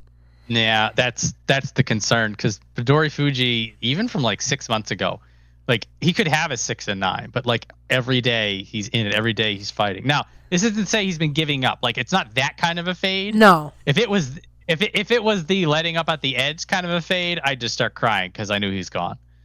So no, it's more of like he can't insert himself into the match. Like he's like locked out and just waiting for the guy to like blow him away. Yeah, he can't even get past the bouncers. Yeah, like, he can't engage. Going on. Exactly. He can't get in, and if he can't even get to a point where he can dictate the pace, then like that's a different, larger problem than what he was facing before.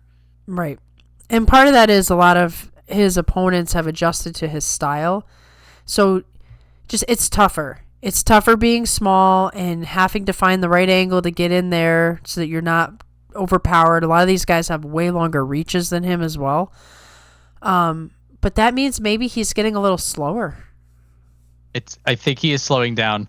Now, like his fearlessness, his grit, his ability to just go chest to chest with the bigger guy and win, like that's all still there. Yes. His brand of sumo is still intact. It's just the things that allow him to execute on it are starting to get out of his control. Mm-hmm. And when that happens, you start talking about fades that you can't overcome. These are some of the warning signs. And so he's going to be on the list for March because he's going to be pretty low down there. Now, historically, when Midorifuji gets that low, he rebounds. Mm-hmm. But so we'll just have to hope that what happens again. Right. We'll have to see who's surrounding him. Because if some of these other guys are there that he couldn't beat this time, not looking good. Yeah, there's a couple people coming up that maybe it's as much a test for them as it is for Midorifuji, but yeah, we're running out of bad people down here, or hitting the point that Midorifuji is running out of people he can beat. Right. That's not how you stay in the top division. No, it's not. It's not what you want to hear. No, it's not. So let's talk about something happy. Avi! Well, he returns. The return. This is the Avi that was M2 who wanted his Sanyaku slot back. This is the kind of energy he was bringing to this. Something interesting in the first week. several of his wins were not on his normal brand of sumo. Week 2, Abi A came out and he started smoking fools. And Abi B came out and he was slapping people down, moving back. Week 1, he would transition from push to belt. I think like some of his opening 4 matches, it was shove, shove, get inside, and then throw you. Which, when I saw that, I was like, I saw it once and was like, oh, nice trick. And then he kept doing it. So now you know he's been practicing it, and he's obviously either feels he needs to adjust his style, or he just feels like this is the time. I mean, I am questioning whether or not the elbows are part of the reason why he doesn't want to do as much Supadi, or if this was just a strategic decision. It might have been I'm not quite there yet, so I'm going to try this cool thing out. Yeah. But it worked. It was nice. Yeah. And that's like the speed and the accuracy he had on this. Like, it's like he had magnets on his hands. Uh-huh. Like, he was inside. He had that belt, and then he was throwing somebody at one most. I'm like, dang. And that's something you want to bring with you. Right. Why not? This is something that it makes perfect sense for Abi to try to do because he would be good at this. He's already someone who kind of sticks to his opponents anyway within his, slapping style. Why not transition into a belt throw? I mean, it makes perfect sense. Yeah. Yeah. So it was a very interesting new feather in your cap. And that's the kind of thing that, like, if he's having trouble getting in on somebody, like they're just like ring edge hold, he does a move like that, I'm like, okay. So something I will say though is that he wasn't as fast. No. Like, he's still recovering. So when he fought Oshoumi specifically, Oshoumi had a great time of it. The way that he won against Oshoumi moving back, that is not something that's going to work higher up. No. People are going to be able to stick to him. People are going to be able to punish Abi for backpedaling. So I saw the belt wins. I'm like, that's an interesting move. But then I saw how he won against Oshoumi, and I'm like, still working through it a bit. Right. The hope is that he just needs a little bit more time. And so he was doing all of this because he can. But to your point, he's got to get better once he gets up top, or he's just going to get knocked right back down to where he is now. So it is amusing, just the way that it worked out, that 3 of his 5 losses were against Kotozakura, Atamifuji, and Kirishima, because he was doing so well. They had to deal with him, as we were mentioning before. They had to take out the trash. They didn't want Abi Henking to get the Yusho again. And he did do some Hankas. He was not above Hankas. So it is sort of amusing that they basically had to go all the way up to find somebody to beat Abi, which is also a good sign for Abi. Yes. That you're just like, we can't find people to beat you. Well, in previous tournaments, when he first came back again, he couldn't beat anybody. So this is really couldn't beat anybody. This is a good sign. They're like, this is a positive sign for Abi, who's been struggling. He's on the up and up. Double-digit wins is always something that you want to see. It would have been interesting if he was actually in the Yusho race. Like, Abi just stealing a cup in January is like one of the more believable wild things that could have happened this tournament. He still always has that potential. Like, if he stays low enough down and beats a whole bunch of people and then pulls some tricks on the top guys, it's always a possibility with him. Always. It always is. So I'm happy to see Abi back to his winning ways. Interested to see how he evolves going upwards. And in March, we'll be like, okay, how you doing now? You know, how them arms? Right. You got a couple more months to heal. Are you doing better now?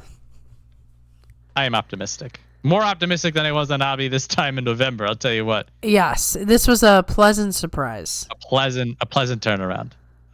So, Tobizaru.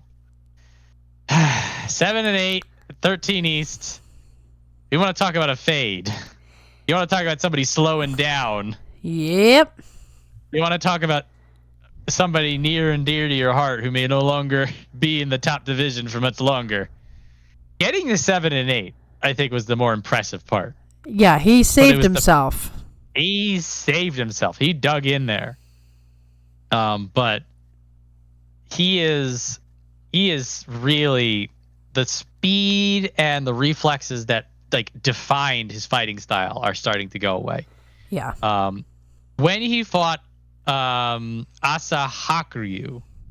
that loss for me was very changing of the guard, because both of them fought similarly, but Asahakuryu was faster and he was more decisive.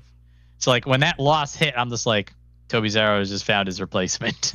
Yeah, I mean, Tobizaru got to the top division later than most people as well. Not as late as Churanoumi, but he was late 20s, I think. I just think this might be the inevitable normal veteran slide. This is what it feels like. Enjoy Tobizaru while he's still around. Yeah. Now, he's still 7-8. He's still with us in March. He's not going anywhere. But looking at these wins, he beats Tomokaze. Okay. Oshoumi's impressive. Ryuden, not so much. Hatsuyama, not so much. Takayumi, not so much. So he's doing better than people who are struggling more, maybe. But against anybody who's here giving it their best, he's getting outpaced. And that's a bad sign for him, because he is that guy who's moving all over the place. He's pulling at arms. Not doing that anymore. Yeah, he looks slow out there. It's not good. We'll get him at least in March. I don't know if we'll get him in May. Sort of enjoy him, guys. This is it. This is the final run till something happens. Fun while it lasted. Him and Ura are still some of the best matches you'll ever see. I know, and I don't know if we'll ever get another one. Although we'll see, because now Ura's not going to drop far enough where he faces Tobizaru, I don't think. But Ura's going to become in range of Fujinokawa, which could be very interesting. So the legacy continues. Yes, we'll just find another Tobizaru for Ura to fight. I want Ura and Fujinokawa to like explode out of it, and like some like Dragon Ball style, they both get knocked out of the ring from a massive explosion. And then we need a Tori Naoshi, and then we get remember the time we had two Tori Naoshis, so 3 matches with Ura? I think it was Ura. Ura versus Fujinokawa can do this for us. That's yes. The energy. That is the hope for tomorrow. Yes. Unless Tobizaru gets Kachikoshi in March, in which case never mind. But I know, then we take it all back, and then we're fine. We take it all back, then we're all just rambling. All right. So, speaking of people we're not probably going to see again, we knew this was going to happen with Tomokaze. We knew this was inevitable. We knew we were on borrowed time. We knew that every single match we saw him in the top division was a gift ripped from the jaws of fate itself. He did what he could with what he had, and it wasn't enough. Amusing that he gets a win off of Asahiyama on a slick pivot. I know, but it's pretty much everything else was people knew to exploit his leg, to exploit his balance, didn't let Tomokaze dictate pace, and they threw him out, they dumped him down. They got rid of him. Well, I mean, the guy is fighting on one leg, so like he couldn't have a bigger target on him. You know what I mean? But when he lost to Hatsuyama, it's like, okay, well, yep. It was nice knowing you. Yep. He got if you're doing that badly. Yeah. Yeah. So he's in the fast track out. Unfortunately, there's somebody who wants his spot, and maybe he comes back. I mean, it's one of those things. It's like he's not supposed to be here anyway. There's nothing saying he can't just springboard back up after a March in Jurio. But at the same time, it doesn't seem. God bless Tomokaze. Yeah, it doesn't seem like something that makes sense. I enjoyed seeing Tomokaze again. Yes, it was fun to see his brilliant sumo mind on display. Basically, a new form of creativity in the push sumo. Yes. And good that our final moments of him weren't when he was on top and gets injured and never comes back again. So yeah, we were saying this from the start.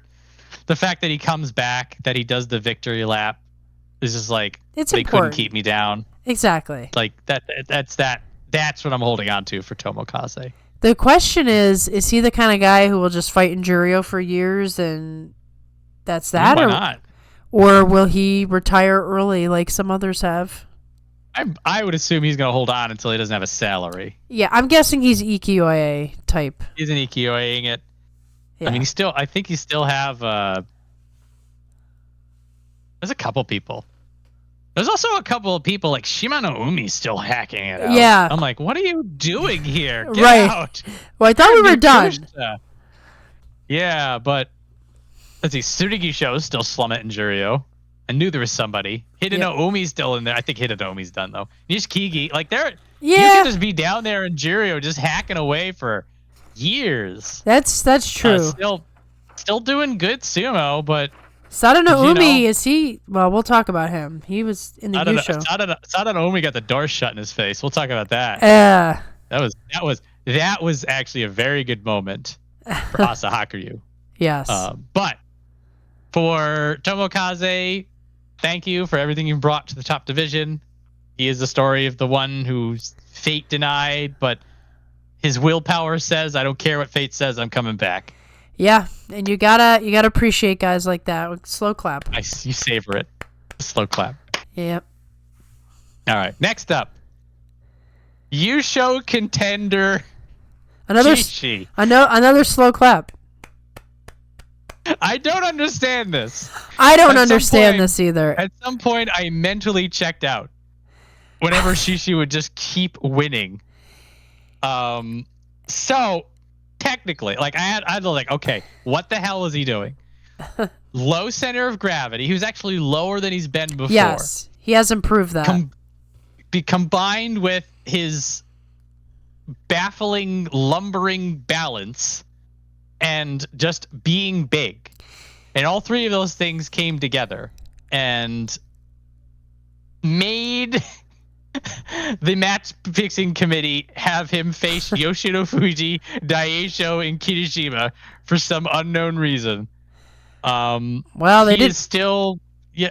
They didn't want to see him in the Yusho picture without being tested. They don't want him fighting. They don't want. I mean, do you think they'd want the Ukrainian playoff? Right? I mean, they could have done it, but then that would be such a waste for Onishki. Yeah, they're like, no, Onishki's just gonna win. Give him somebody real. Get Atami Fuji up. We don't want to hear anything about him having soft matches. Right. So his wins against Oho and Fujinokawa were legit. They didn't look good. They don't make sense. But in both of those cases, Ishii, by all rights, was off balance and should have been pushed out or fell over. But through sheer force of will, he stays upright and rights the ship and gets back into the fight. It's a weird sort of like refusal to go down, refusal to obey the laws of physics and sumo. But this is Shishi's brand of sumo, apparently. And then when he's able to get his power noted, he launches Fujinokawa like into the concession stand outside of the tournament. He bullied him. That was a launch. Yeah, that was like a cafeteria, a high school cafeteria fight right there. That was there's like the kid with the growth spurt picked on the guy who didn't have a growth spurt yet. Exactly. Yeah, I also reminded when you're playing dodgeball with your friends and then like the camp counselor shows up and just starts launching balls. Yeah, pretty much. Like at 50 miles an hour. I was just like, what? It's too fast. What happened to me? This is dangerous. Yeah, it felt dangerous. I felt like I was watching him kill somebody. It was So with Shishi, I will say for March, he has these moments of clarity where whether or not it's actually sumo or whether or not it's actually talent, I have no idea. But he starts winning. And he does so in a way that it's like, well, he's actually winning and he's earning it. But then the next tournament afterwards, he forgets all of it. And he's back to 4-11. That is the pattern that we are expecting here. Right. And he's going to get, a decent jump up. And he's going to face harder competition. And as we saw in this tournament, the upper echelon had no trouble handling him. No trouble. Daieisho bullied him back. Yeah, so is this now the expected way is that he's just going to get double-digit losses because he's going to be too high up anyway, and then he's going to have nerves and expectations, and there's going to be some people that are just gonna know how to handle him. Now, if he did some absorbing of pressure and energy, and his time fighting the Sanyaku actually benefited him, maybe he'll retain some of what he remembered. Also, again, like particularly the low center of gravity kind of stuff, like that's the stuff you work on. That's not the kind of thing you just stumble into. No, because like some of his earlier, I'll say resurgences or like manifestations of things that look like sumo. Like he would do like good arm clamps, or he'd be doing these random throws. Like some of that stuff, not that it's luck, but he almost like improv'd his way into it.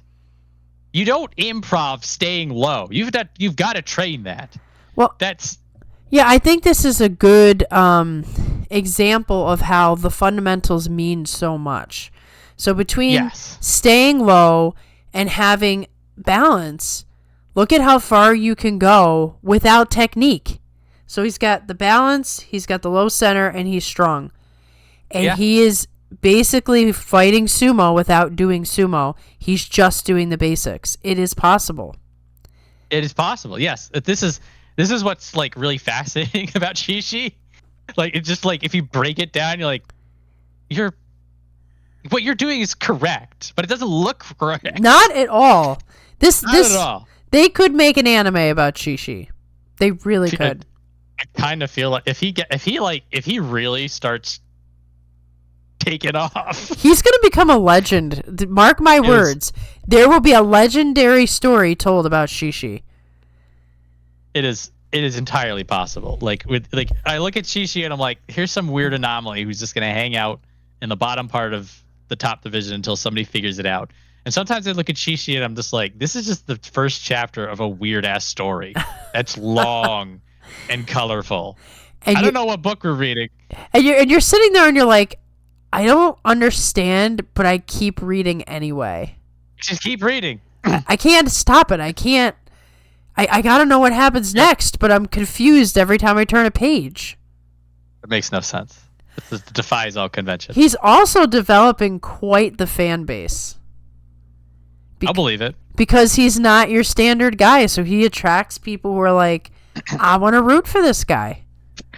He is very rootable. He is. If you want to root for somebody who's like, there's nothing. He's like, he will amount to nothing. You're just like, that's my guy now. Exactly. That's my guy. And there's all this lore going on in the internet now about his stable master's wife, who's like a former sumo wrestler herself, and she's taken a liking to trying to teach him the ways of sumo.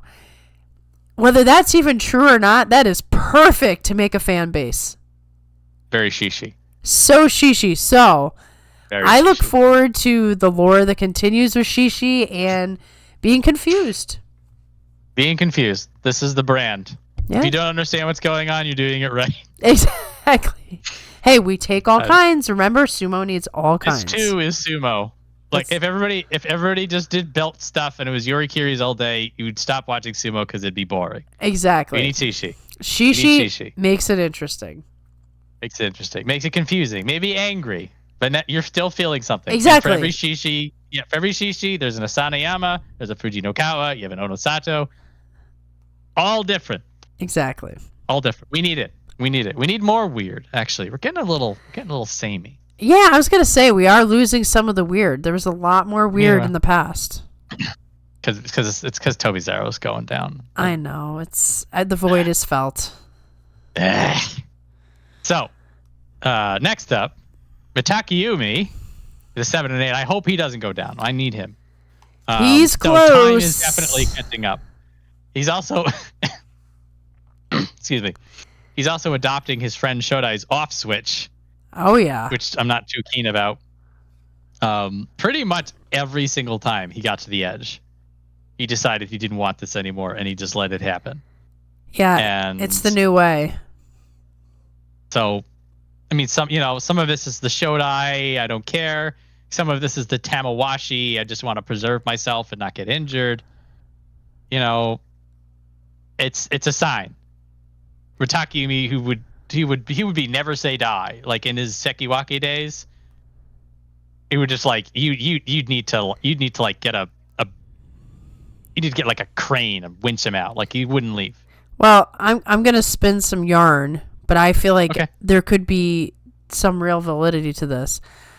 There were always complaints about Takayumi from the early days of him just not training hard enough and just being good at sumo. So like he wouldn't put in the extra steps and all of that.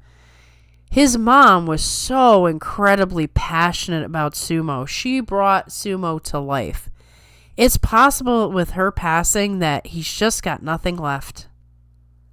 Like he just doesn't have the extra oomph to fight through the things that are hard. It changes you. Yeah. I mean, Kind of a thing. That was a light in his world. That was a light in other people's world. I can't even imagine his own world. Like everybody knew who she was. The commentators knew who she was. The English commentators knew who she was. It's possible that he just can't overcome the loss at this point. It's certainly possible, and it's still recent enough that he's still working through it. Right. It could change at some point, but like it's still very fresh. Yep. From a practical perspective, he is 34 this year. Yeah. So this was coming anyway. It like none of it, like it could be that it's just his perspective is changing. He has to deal with looking at the world a different way, or it could be that his body is fading and his perspective is no different than Tobizaru's. Well, it was only I don't remember how long ago it was when he crashed out of the dohyo and he had to be taken out on a stretcher. Yeah, and then he came back. Came back like absurd grit. Yeah, came back the next day, and that was a hip injury. So he could be nursing a progressive hip injury, and now at 34, that's ridiculously hard to go through.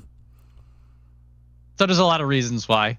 Now 7 and 8, he put in enough effort that he's going to stick around at least. Right. He didn't phone it in completely.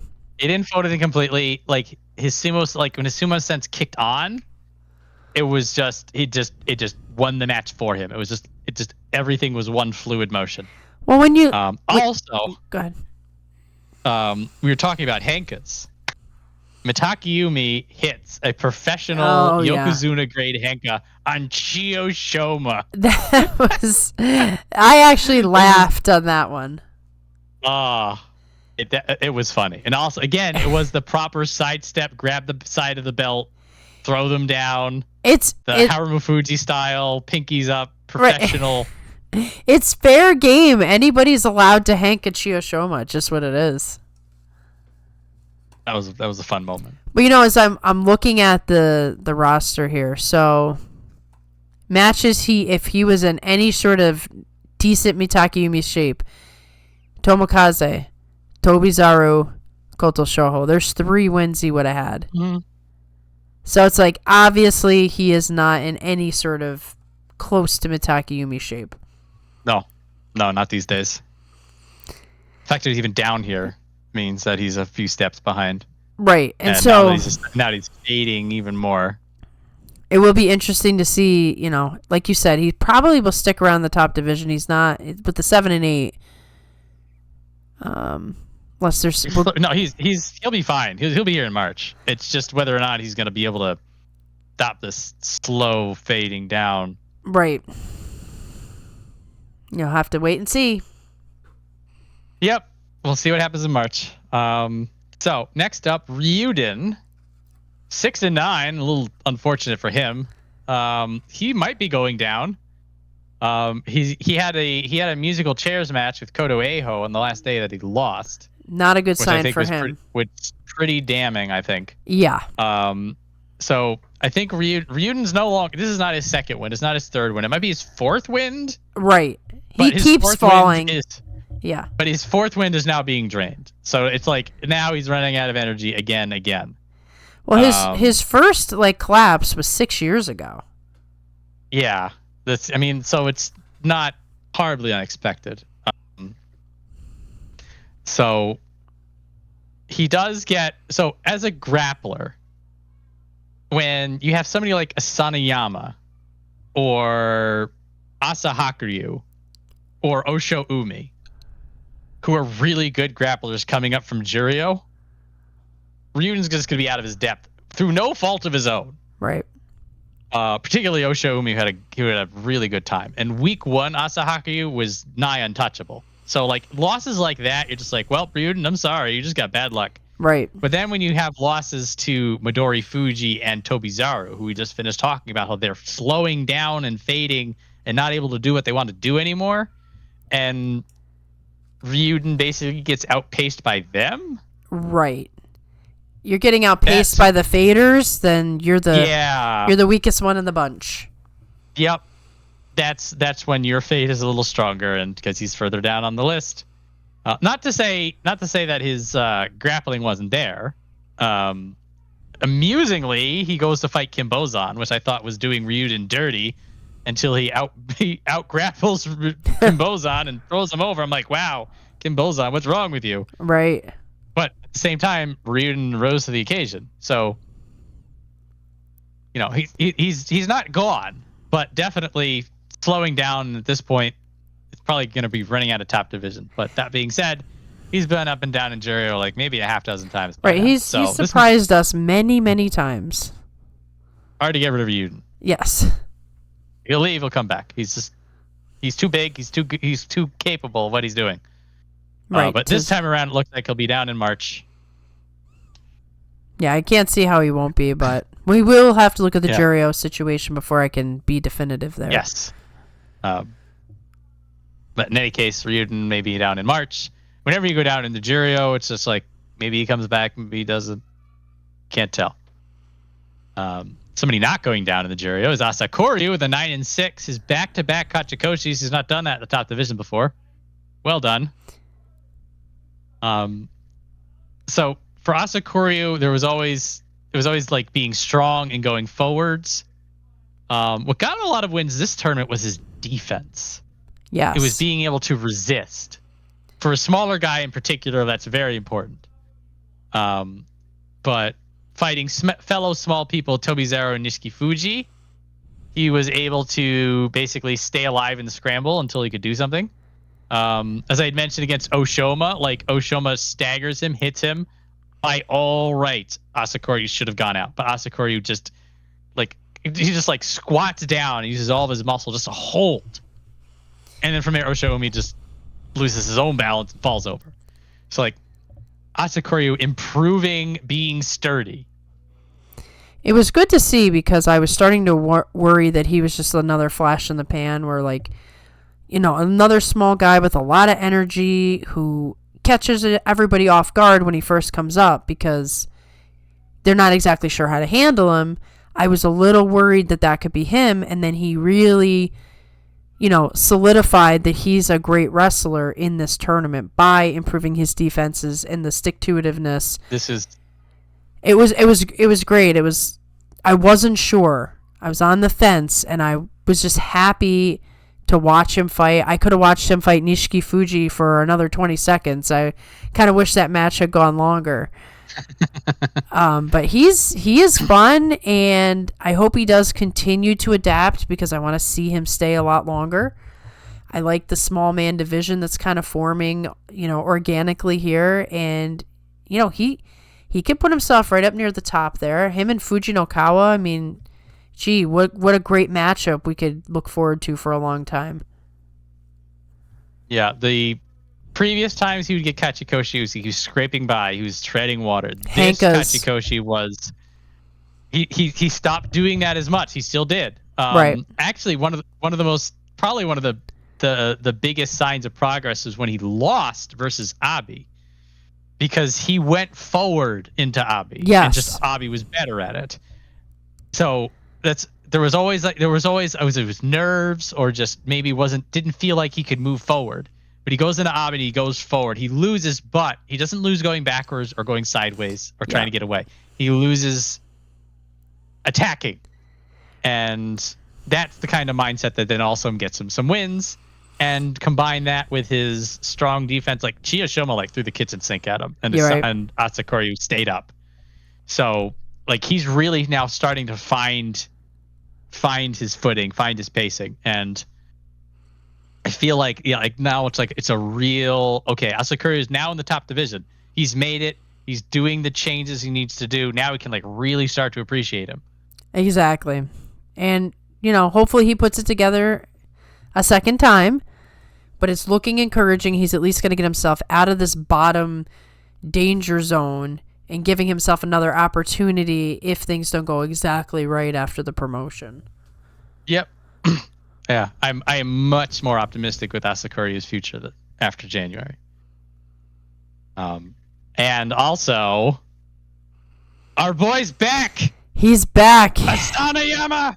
And 9-6. The crazy thing about Asanoyama that I knew, but I didn't really internalize until this tournament. This is his second time having to return to the top division after falling down. Yes. This guy has got serious heart. They had to get Takayasu out to deal with him. Yep. He had a great time of it. I remember I was like, I had a single hope, and that's Asanoyama does well, and he did so well. Yes, you got to check up. We both got to check off some wish list items. Yes. He was in good shape. Also, so that like they keep throwing him harder and harder opponents. So he's thrashing the people around him, of course. And then they're like, okay, we got to throw him somebody real. So they give him Kimbozan, gets rid of him. They give him Umi, he gets rid of him. Give him Fuji no Kawa, gets rid of him. So Asanoyama rising to the occasion over and over and over, and they finally like, okay, let's get the Sekiwaki out here. We can't have this going on. Right. And what's interesting is to see him adapt his fighting style to these different opponents. And like Kimbozan, really big guy, but he's able to handle them. Fuji no Kawa, it looked like they hit the fast forward button on Asanoyama. Yeah, he kept up with him. He did. It was shocking. It was shocking. I was like, it was like we just played a normal Asanoyama match on double speed. And that's how he was able to deal with Fuji no Kawa. Like, this is the kind of stuff, like, you're not just back, but you're gunning for your old spot. Now, I still maintain what we were saying before, that his future is going to be more like Takayasu and being a badass in Sanyaku. But, like, coming into this, I didn't know what to expect. Right. What's the top division going to do to him? Right. What kind of shape? He can't even know what kind of shape he's in until he fights these top guys again. Nobody knows. Nobody knows, but now we know. Well, I was very struck in the first week about how commanding he was on the belt in particular. Yes. He looked like the old Ozeki Asanoyama where it's like, if I get my belt grip, I'm just going to casually walk you out of here. He didn't panic too much, even when things weren't going right. He exuded the confidence that, like, I'm supposed to win this match. And it was refreshing to see that again after all this time. I do think in the second week, yes, it was harder opponents, but he did seem to be wearing out as well. He didn't a little bit. The Shodai match in particular, it looked like he was just barely there. Yeah, I think that's something, once again, like, until you do 15 days in the top division, you can't test yourself. You can't practice for that. The only way to practice is to do it. So he's clearly still building his stamina back, but this was a great return, far better than it could have been.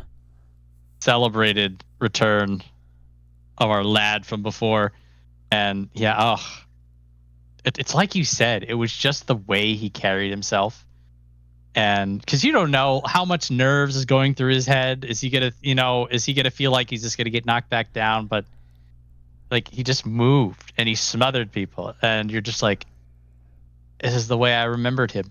Right. And good on him for feeling like, at least exposing the confidence. Like, maybe he had doubts in his mind, but he threw them aside while he was in the ring. Because he did earn that Ozeki spot. He was an actual really good Ozeki. He didn't lose it for performance reasons. So he did not.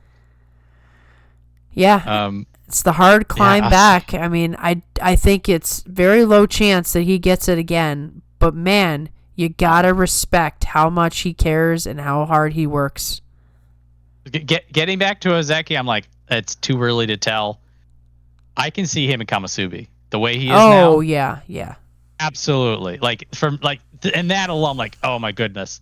just imagining him in the mix, and now I'm thinking about him fighting Onishki, and now I'm thinking about him fighting Hoshoryu, and now I'm fighting. I'm not. It's exciting again. He's back. He's back. It's kind of funny that my wish list was him fighting Takayasu, and I got it. I couldn't believe it. I'm like, really? Shot. They could have tossed him anybody up there, but they picked Takayasu. I'm like, this is fantastic. Elated, absolutely pleased as punch. And we get more of this in March, and he's gonna get a bump up. Yep. I think it's gonna be a couple tournaments before he's really in the mix. But I can wait. And honestly, the more time he has to get back up to speed, the better it's gonna be for him. Yeah, like if he can just slowly get himself back into the right kind of shape, slowly build up that stamina, protect that knee, both knees actually. Both knees. We'll see. I mean, I do want to see him fight the top guys again, but I would like him to be in the best condition that is possible for him. Goodness, so good to see him again. Like this too. Yes, it was nice. Not a Tomokaze kind of a. That's precisely what I was worried about. I'm like, please don't be Tomokaze. Please be Asahakuryu. This is why I'm like, I just want to see him again. I just want him to do well. I'm like, I don't know if I'm going to see him. He's going to be fragile. I was just like, no. No, he's here to play. This is the nice thing. Like, we've now watched sumo long enough that we've seen like entire cycles of people's careers, and like what we might have thought of this guy when we were first watching versus how we feel about him now is completely different. I still remember our Asahakuryu Shodai Takakeisho discussions about how like if you needed to combine all three to make the Yokozuna, but they all had things that were wrong. And about just like why doesn't Asahakuryu have Takakeisho's heart? Why doesn't Shodai have, Asahakuryu's forward drive? We're just like like years ago for us now. I know that. Now look at him. Right, we have a different rock paper scissors now than we did back then. We do. But we still had it. We still had the rock paper scissors back then. And back then, Mitake Yumi was a force to be reckoned with and messed with Takakeisho all the time. All the time. The nemesis from Sekiwake. Yeah, and now it's like Takakeisho's retired and Mitake Yumi's stuck at the bottom. It's hanging in there by a thread. And their ages are like pretty far apart. So the whole thing, every part of this is amazing that we've been watching sumo long enough to see kind of like the complete threads of some people's careers. Sumo's good. I like sumo. I do too. About you? Sumo's amazing. Have we talked about sumo before, Maria? What do you think about it? Nah, I just started watching about 5 minutes ago, and I think it's pretty neat. What do you think? It's pretty nifty, I think. It's a nice little hobby. I think Asahakuryu is just going to bring the nostalgic out of us from now on. I know. We're going to be reminiscing like 60-year-olds on a porch every time he shows up. Gotta get the rocking chairs out for us. Okay. Exactly. All right. In with the old and also in with the new. Oshoumi. What a difference a basho makes. Oh my goodness. Right? From 1-8 and scraping by with every dirty trick in the book to get to 7-8 and stay in the top division to 10-5 and fighting for the Yusho. I know. What?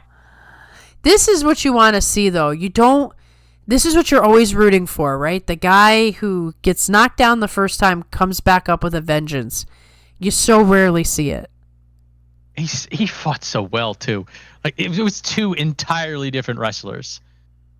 Because, like, he was so good on the belt. He was so dominant in going forward. He seemed like a totally different guy to me. I kind of, I had particularly... Who was he beating? Might have been Umi. It was definitely the Ryuden fight. Now, it's against Ryuden, but still. Legendary holds. Ryuden is trying absolutely his damnedest to try to get Oshoumi out. Has the belt, has the power. Oshoumi's just like, nah, I'm not going out. Yeah. But there were a couple of matches, I almost wanted to go back to November and rewatch Oshoumi matches. And I'm just like, how different is this? Right. Because it felt so different. It felt like a brand new guy we'd never seen before. It did. It's like it was his first time. It was throwing me off. It was throwing me off. I'm like, I don't remember him being this dynamic or this confident either. Like you said, one one tournament difference. I don't know what kind of conversations he was having, or something switched on. Yeah, sometimes like it almost feels like the second tournament's harder for people. Yeah, like they like because then they're like, well, we got to do this again. Crap.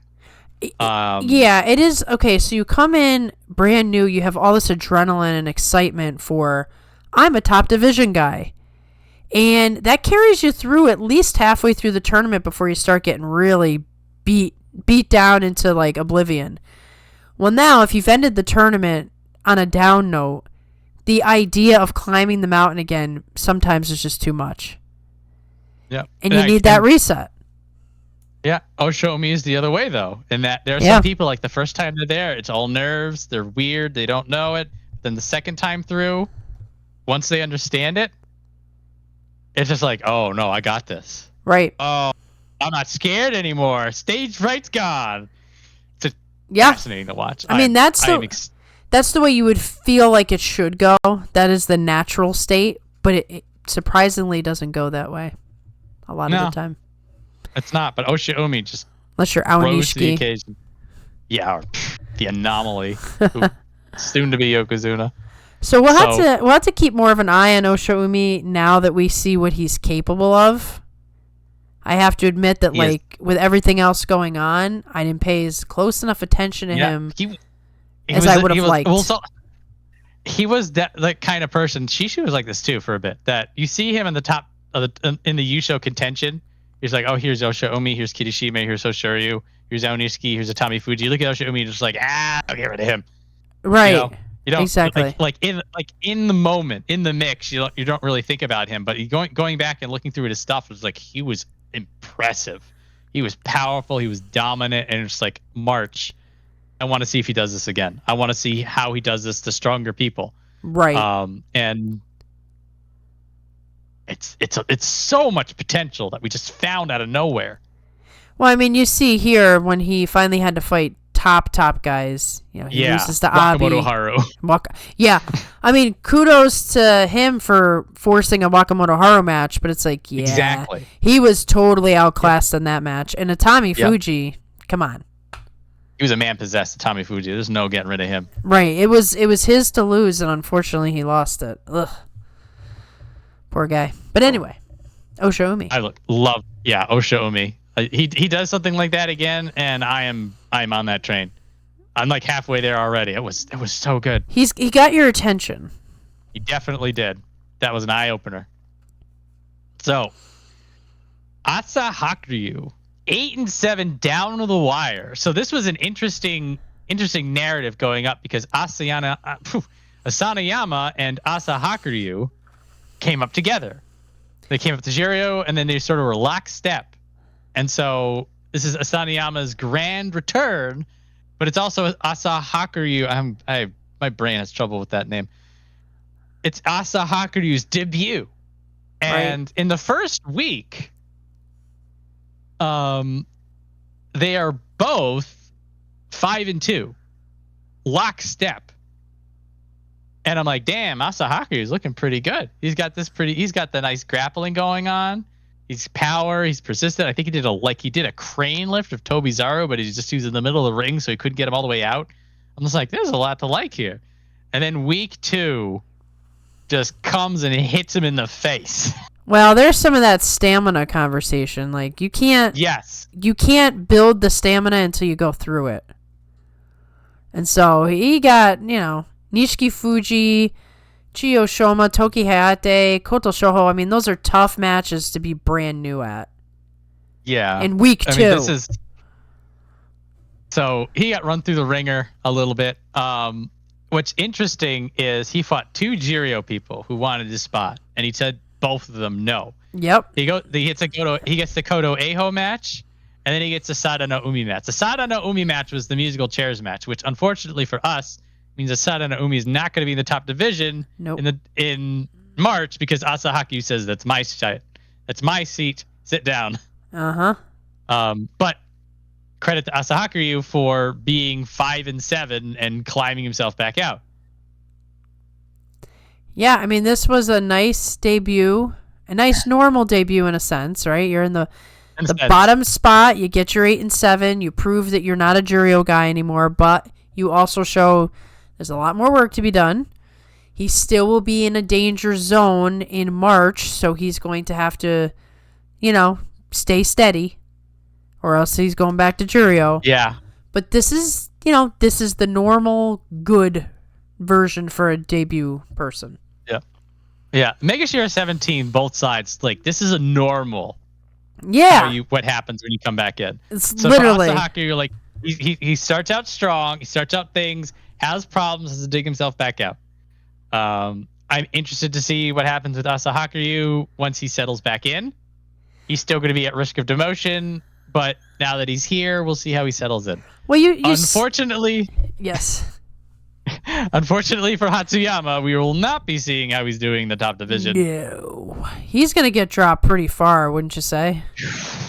Mid-Jurio. Yeah. We probably won't see him for a while, if at all. It's rough because he got beat so bad, we didn't really get a good look at him from people who primarily watch the top division. Now, what was interesting is that, like, most of the sumo that he did that was good was after his Makakoshi, when he was long dead. Yeah. So it's like you started to try things now because it's like there's no hope. Well, like, at that point, like, the pressure's gone. Yeah. He knows he's going down. So maybe that sort of allowed him that, and maybe fighting different people. So, like, he does have some interesting, like, push sumo with some... There's the pole thing. Push the pole, some good footwork. I'm looking at him, and, like, there were a couple of matches like, ooh, there's something. And as we mentioned, he knocks Kimbozan over, which, sure, I guess. Well, but buying, like... Yeah, I mean, there's obviously something in him for him to get here, but he was over-promoted because he happened to do very, very well in the spot he was in. So this was already a dicey situation. But obviously there's something in him that would even put him in that position. And we got glimpses of it. So, like, what's also really weird about this, like, sometimes, like, when Koto Eho came up, like, you look at him and you're like, okay, that part's good, that part's bad, work on this, get rid of that, and then we'll see you again. Like, with Hatsuyama, I'm like, I don't have a report card. Like, you just got beat up, dude. Right. You just got wrecked. Well, first of all, I think he's too small, but not like, obviously we got plenty of small guys here, but... He's lanky. Yeah, he was too easy to push around. So even when I say small, I mean, he just maybe needs to get stronger. I mean, they were having a fun time just bullying him. Yeah. Like, do you just get stronger? What else do you need to work on? I don't know. But it might be that. It might just be like he needs a little more time. He wasn't ready. He just kind of lucked into the promotion. Like, if he just had gotten an 8 and 7 at Jurio 5, he could have just went up to 4, went up to 3, went up to 2. He might be the guy who needs a lot of time. So, well, he definitely needs more time. Yeah, he's gonna get it now because he's gonna get demoted. Gonna get his time. He certainly is. Oh my goodness. So, like, there's so many. Maybe he learns something important out of it. Well, he gets to say he's in the top division. You know how it is. Like, sort of like Ura. Ura will now be introduced forever as Kamasubi because he was Kamasubi once. That's right. And so Hatsuyama could be like, I was a top division wrestler. Right, former top division one. Exactly, former top division wrestler. That's how it'll always be spun. Former Megashira person. Exactly. And it's because he was just like, he never even had a chance to get started in so many matches. Like, I don't even know what his problem is. Yeah, we can't assess his sumo because there was no sumo to be had. There was no sumo. He was beaten up so badly that my list of notes, a lot of it was just like question mark, don't get pushed out. I think you do that. Right? Just start over, man. That's the advice. Yeah. So, sorry, Hatsuyama, but you're out of here. Maybe we'll see you. Like, I'm thinking like July. If that. March he's got a rebound, and then May he'll be in position for a July return. Long term. Yeah. Long term. Yeah. We won't even mention your name for a while. It's like, I wouldn't mind. You seemed interesting.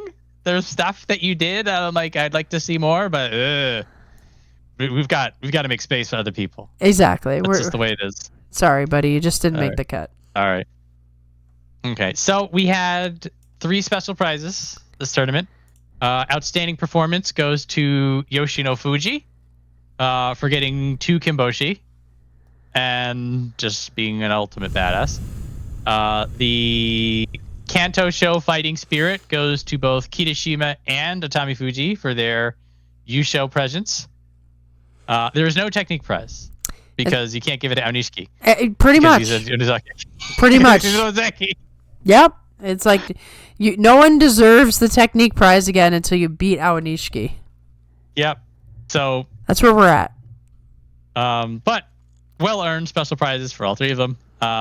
Now let's look at Jurio, which is already up on the I'm already screen. giving a peek. Yep. So Fuji Seiyun, they said, have a seat for Hatsuyama. Fuji Seiyun responds by being runner-up on the Yusho, so he's definitely back up, 100%. Koto Eiho beats Ryuden on the final day for musical chairs. Probably going up. And we also have, and here's where we're not fairly sure. A Jurio 3, we have Fuji Ryoga, who at 9 and 6 mats into the top division, just barely. And Sadanaumi had the door shut in his face by Asahakuryu, so not him. We have a whole bunch of Makikoshi around here, which makes this rest of this part pretty easy. Yeah. The only other factor would be all the way down at Jurio 11, where we have Wakanosho, who won the Jurio Yusho. Which I'm quite thrilled about because I get to bring up Takayasu again. Yes. Yay! So anyway. He's the new hotness, at least by Jurio Yusho metrics. With a 12 and 3 all the way down at Jurio 11, he doesn't pass into the top division. Yeah, it's a little bit too low. Yeah. If it was a 13 and 2, that would be a different story. And if it was like a Zenchu Yusho or something like that, they just throw him in no matter where he is.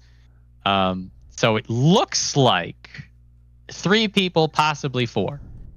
And now we have Hatsuyama all the way down 100%. Yep. You're gone. There's nothing you can do about it.